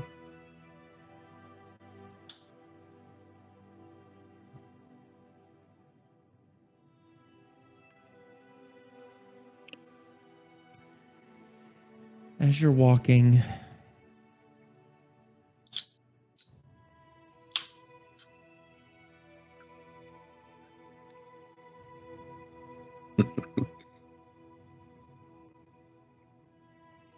that already choked sunlight that's battling the moisture, that mist, that fog, gets more and more choked out. And down one of the long pathways leading out of basalt, you eventually would come across paths with a very ancient looking man with skin stretched over bone. This wispy, unkept, dirty white beard that is down to the middle of his chest. These very large eye sockets that are sunken in and house these blood-filled eyes with no pupils, just red. And you see these rigid and broken horns on the top of his head, with smaller skulls that seem to, they're not on the horns. It's almost as if the way that his skull looks to his skin, skulls are pushed out of his horns, wrapped around the skull's features. And he's not walking. You can't see his feet because of his robes, but there's this like levitation to him, the way that he approaches. He's not walking, but you can't see his feet. And he comes up to you and says, "Follow me."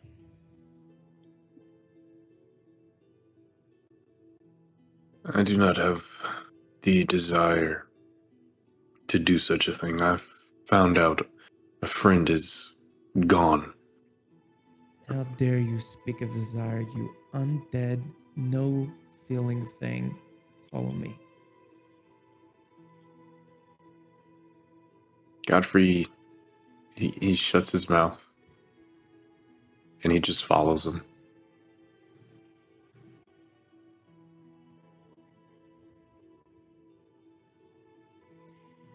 He's going to lead you towards the north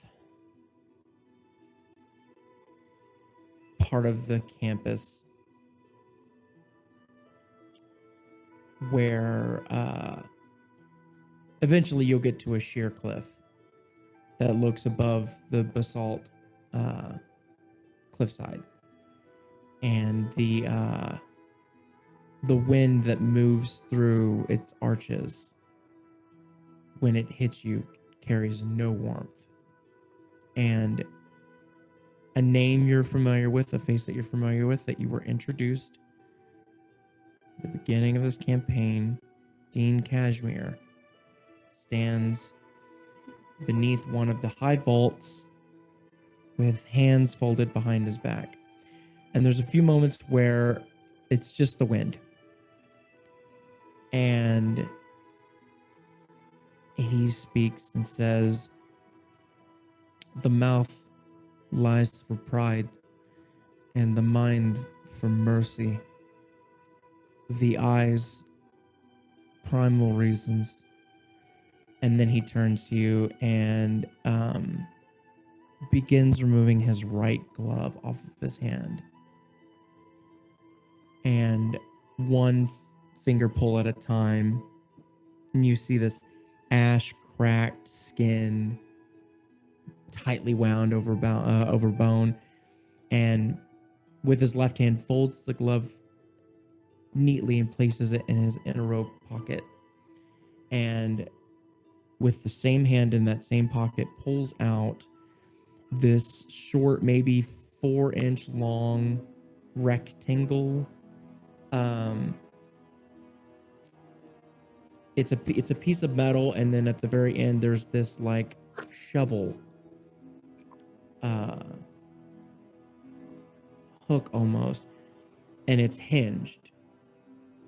And he flips open.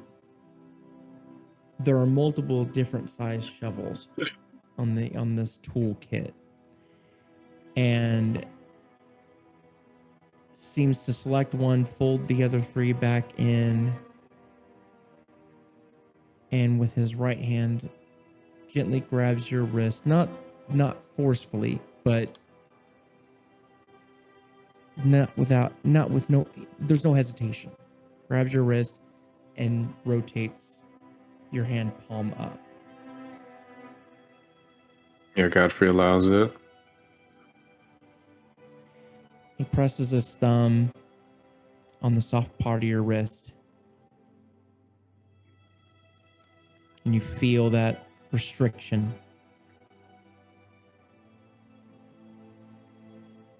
And he takes the blade and he slashes it across your flesh. And that viscous liquid that's still inside of you fills that shovel, that little shovel.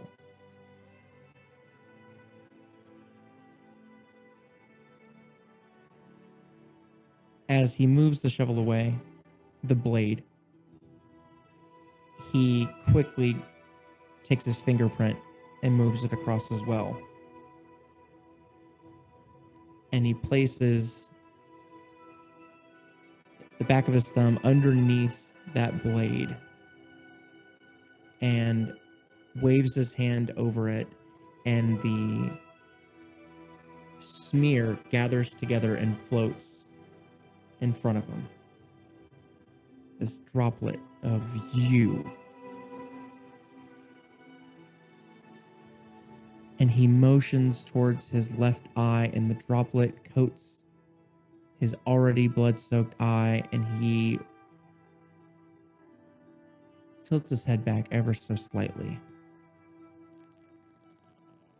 And eventually, the coating... No. And you see the droplet sort of swimming in the front of his eye. And as he sort of... The droplet that was on his eye just rolls to the back of his eye. And what his normal eye looks like pushes through. Godfrey, you did this willingly. I need you to describe to me 3 of the most influential moments that Godfrey has lived through that made Godfrey who he is today. Is Godfrey describing this, or am I describing this?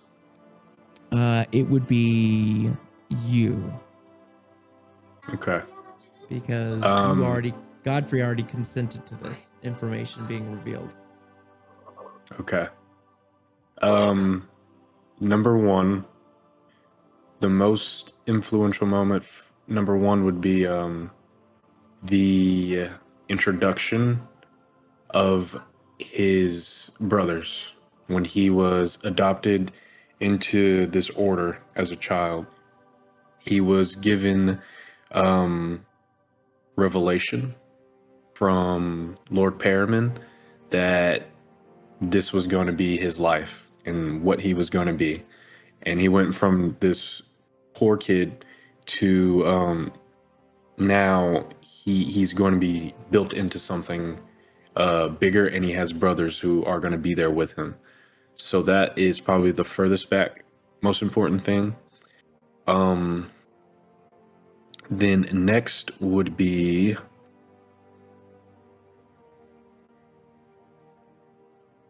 the day him and his brothers were officially knighted and given their titles.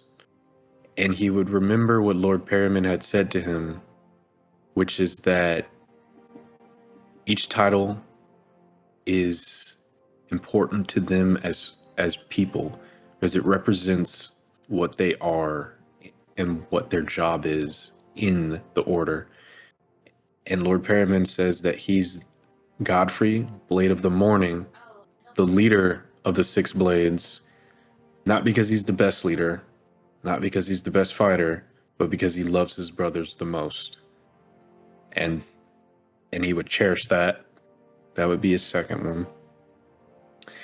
And then his third most influential moment would be the night when he was on his mission to find a girl who went missing, and her family was murdered. And it was the night that he failed. He did not rescue the girl. He was changed, and through that transformation, was given unquenchable hate that he's never had before. The kind of love that he had for his brother, it was equal to that capacity for love that he had. That hate was also equal to it. And so he hates this new enemy, the vampires, as much as he loves his old brothers.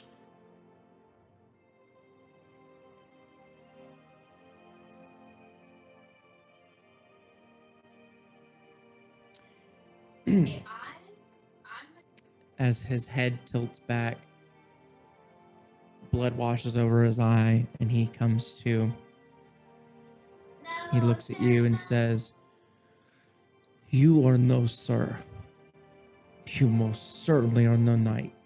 And you are no Blade of the Morning. You are not Lord Perriman's man.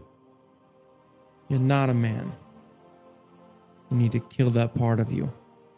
That's why you're lost. That's why you struggle. You're looking back. But Salt is filled with those who look back. I've seen men become monsters. I've seen monsters become saints. The body settles very little. And change does not define you. An acceptance of a false pretense or precedence is a choice. Either you need to go seek pity with a priest, or come with me if you want to redefine your purpose. That's your choice." And he walks away. Find my purpose. Godfrey thinks.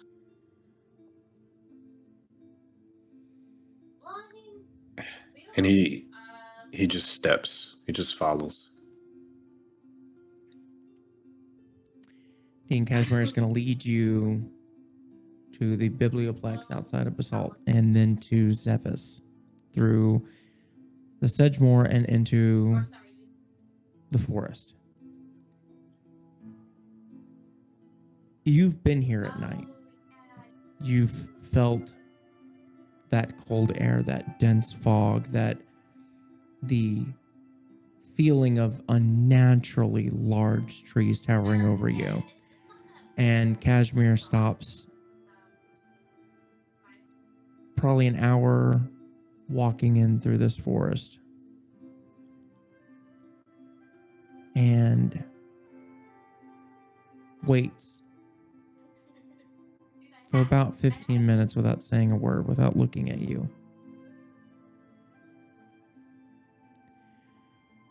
If you're patient, you'll begin to hear in the distance something rustling through the forest coming closer to you. You'll hear just the slightest sound of twigs snapping, brush being pushed aside.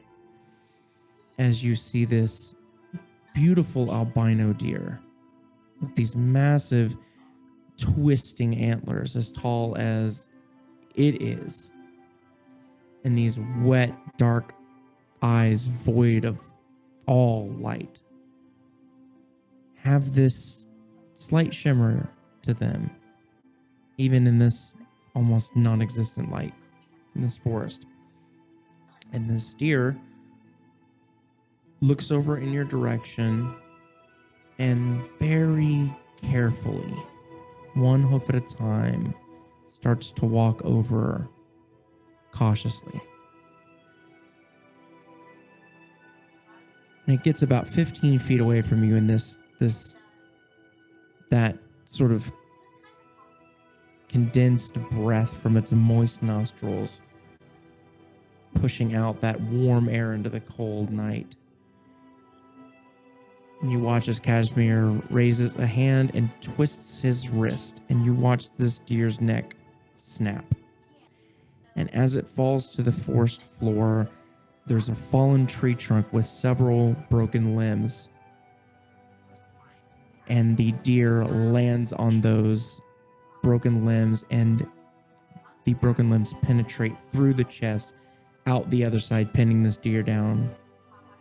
And you watch this perfect white coat stained with red as it just pumps. And Godfrey, this sweet, this something hits you. This drive. I need you to make a wisdom saving throw for me. Justice, you haven't told me your roll yet, so I'm curious. It's either one or the my other. fault. It's either high or low. I don't think it's in the middle. It's 17. He's building his Okay. defense. Yeah, he's like, can't wait to say one. It's gonna be so good. Get X gonna give it to you. Are we good to go, Donnie? Oh yeah, we're back up. Yeah. Hell yeah. Before I tell you whether you saved or not, Godfrey, I've planted the seed, but tell me how Godfrey would react in that moment. The moment of what? Feeding? The moment of I mean, you're not feeding yet unless that's what Godfrey would do. It's Oh, just no, I this- thought that's this- just where that was leading. This moment right that's now? up to you. Yeah. The scent has hit you. But I wouldn't take away like agency or whatever, you know what I mean? But like that's for sure a reality. that's the truth, you know? Yeah. You did roll to potentially save, but in that moment of that introduction to that just sweet euphoric smell. Mm-hmm. It has been, so the way that I have come to understand Godfrey's hunger is he is always feeling that hunger, but he has never indulged in it because he hates that side of himself so much. And he refuses to like indulge that appetite. So because of that, well, not because of that, but something about Godfrey is that instead of feeding, the way he suppresses that hunger is he hunts for vampires.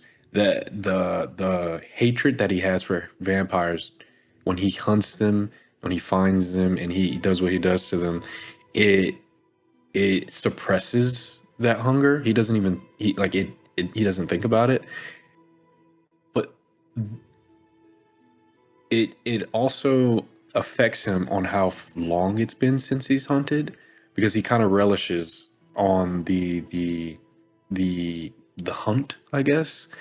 And so if it's been a while since he's hunted, he feels that hunger a lot more. And the way I've been taking him right now is it's been it's been a minute for him, so he's been actually feeling that hunger a little bit more. So right now, if he had that scent that hit him, it would be much more detrimental than I've been showing lately. It would be he would definitely drop his nightly facade and he'd be extremely hungry. But I think he would still at this point resist it.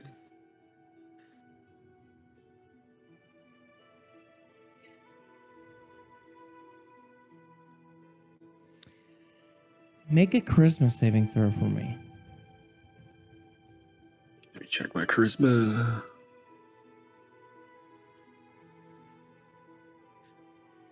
+1. It's a 19.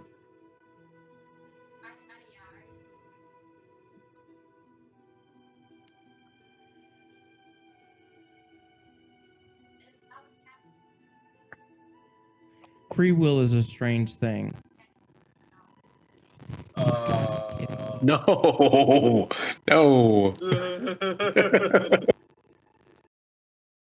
Free will is a very strange thing because so much of who we are is environmental and people that we care about and outside influences that we pull into Frankenstein monsters, this, who we are as people. And so with Godfrey, there is that scent, there is that physical calling. You maintain control. That was what the wisdom save was for. The charisma saving throw was to decide why. Was it instinctual? Was it subconscious? It didn't seem like that with Godfrey. It was force of self. In a keen awareness. How do you take it? How does Godfrey interpret that feeling, that drive, and then that self-awareness about not just what's being presented to him 15 feet away, but that rejection of that identity?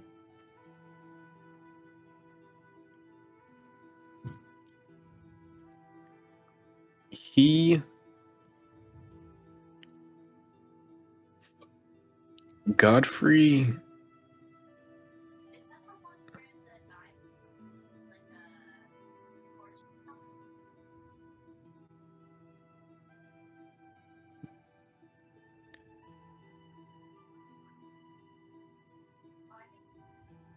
Godfrey maintains control because he has to. When his brothers when they saw him after he turned, he did not expect them to attack him. He thought that they were going to be by his side and try to help him figure things out. But when he returned home, they called him a monster, and they told Godfrey that he is not the Godfrey that they know. And that he understood that he should die according to his brothers. And Godfrey agrees with that. But that hatred that he has, and the hatred that he has for his enemy, convinces him that he should not be killed yet, because he can like destroy what has caused so much pain to his family and other families.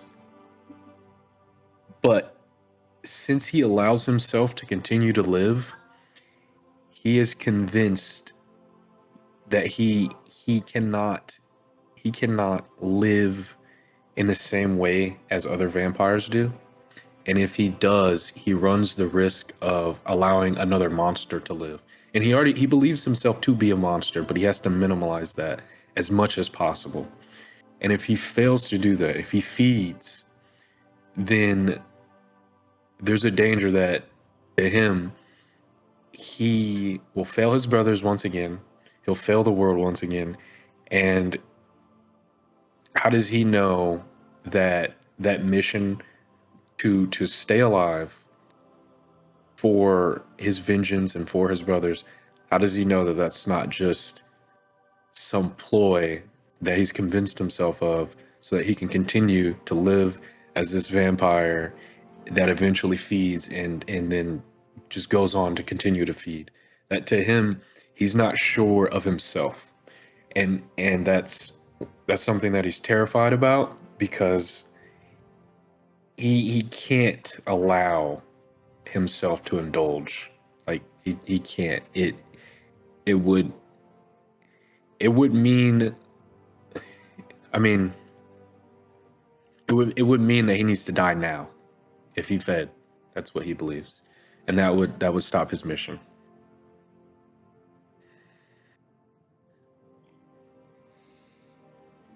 As you're deep in this just churning of emotions and thoughts and self-awareness and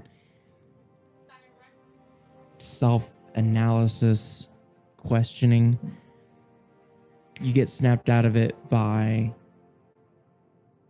Dean Cashmere going, "Why do you not eat?"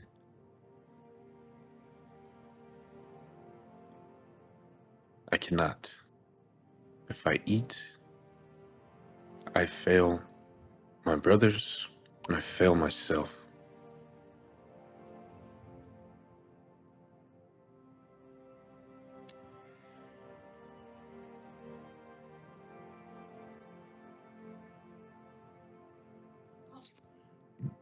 Discipline is not denial.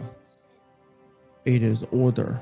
And order is determined by an establishment, there to protect the established more than the people they rule over.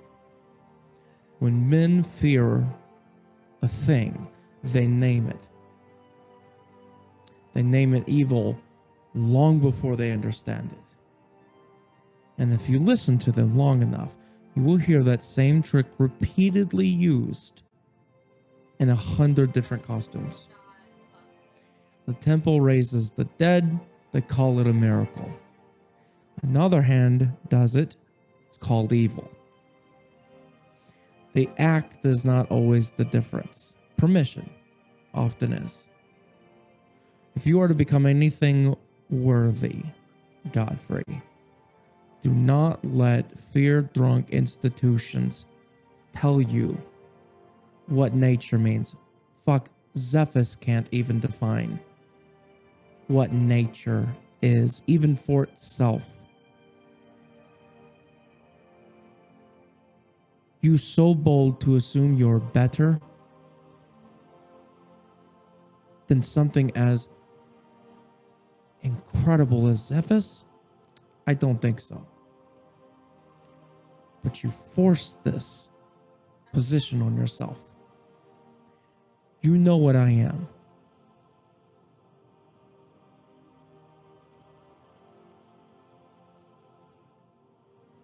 What are you?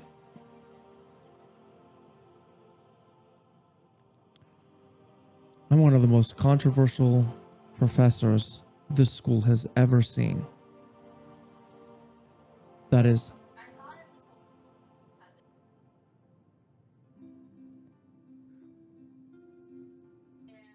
I wouldn't last in most of Toril, being a necromantic sangromancer.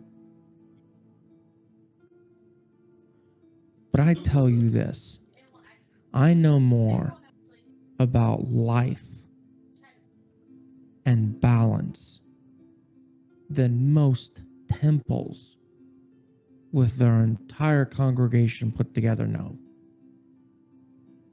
I have a respect and an understanding for the way that all of this works more than most books would ever be able to teach.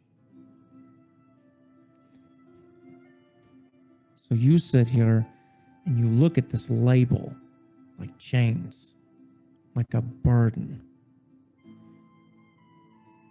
You have an access to information most people never get to see. And you will be shunned for it. You will be called evil. You will be hunted. But you are you. You don't feed. You still keep your honor. So are you a vampire? Yes. Unquestionably. You are 100%. You are not a man. But you are Godfrey. You are you.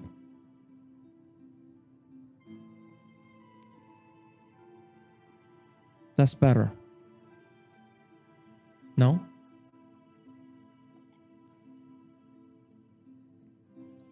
What convinces you that I am still Godfrey? You. Best evidence there is. You. Look at you. The Godfrey I knew never thought of harming his brothers for some carnal desire. A hunger for my own friends. Everybody hungers. Sex, money, lust, power. Most people don't do it. They're good people. Most people who do it are praised. And that ass backwards, it's disgusting. Godfrey nods.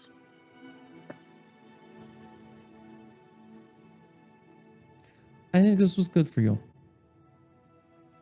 I like your questioning. Even the pushing against the authority. Good. I like it. Godfrey, you're going to receive what's called Kashmir's Blessing.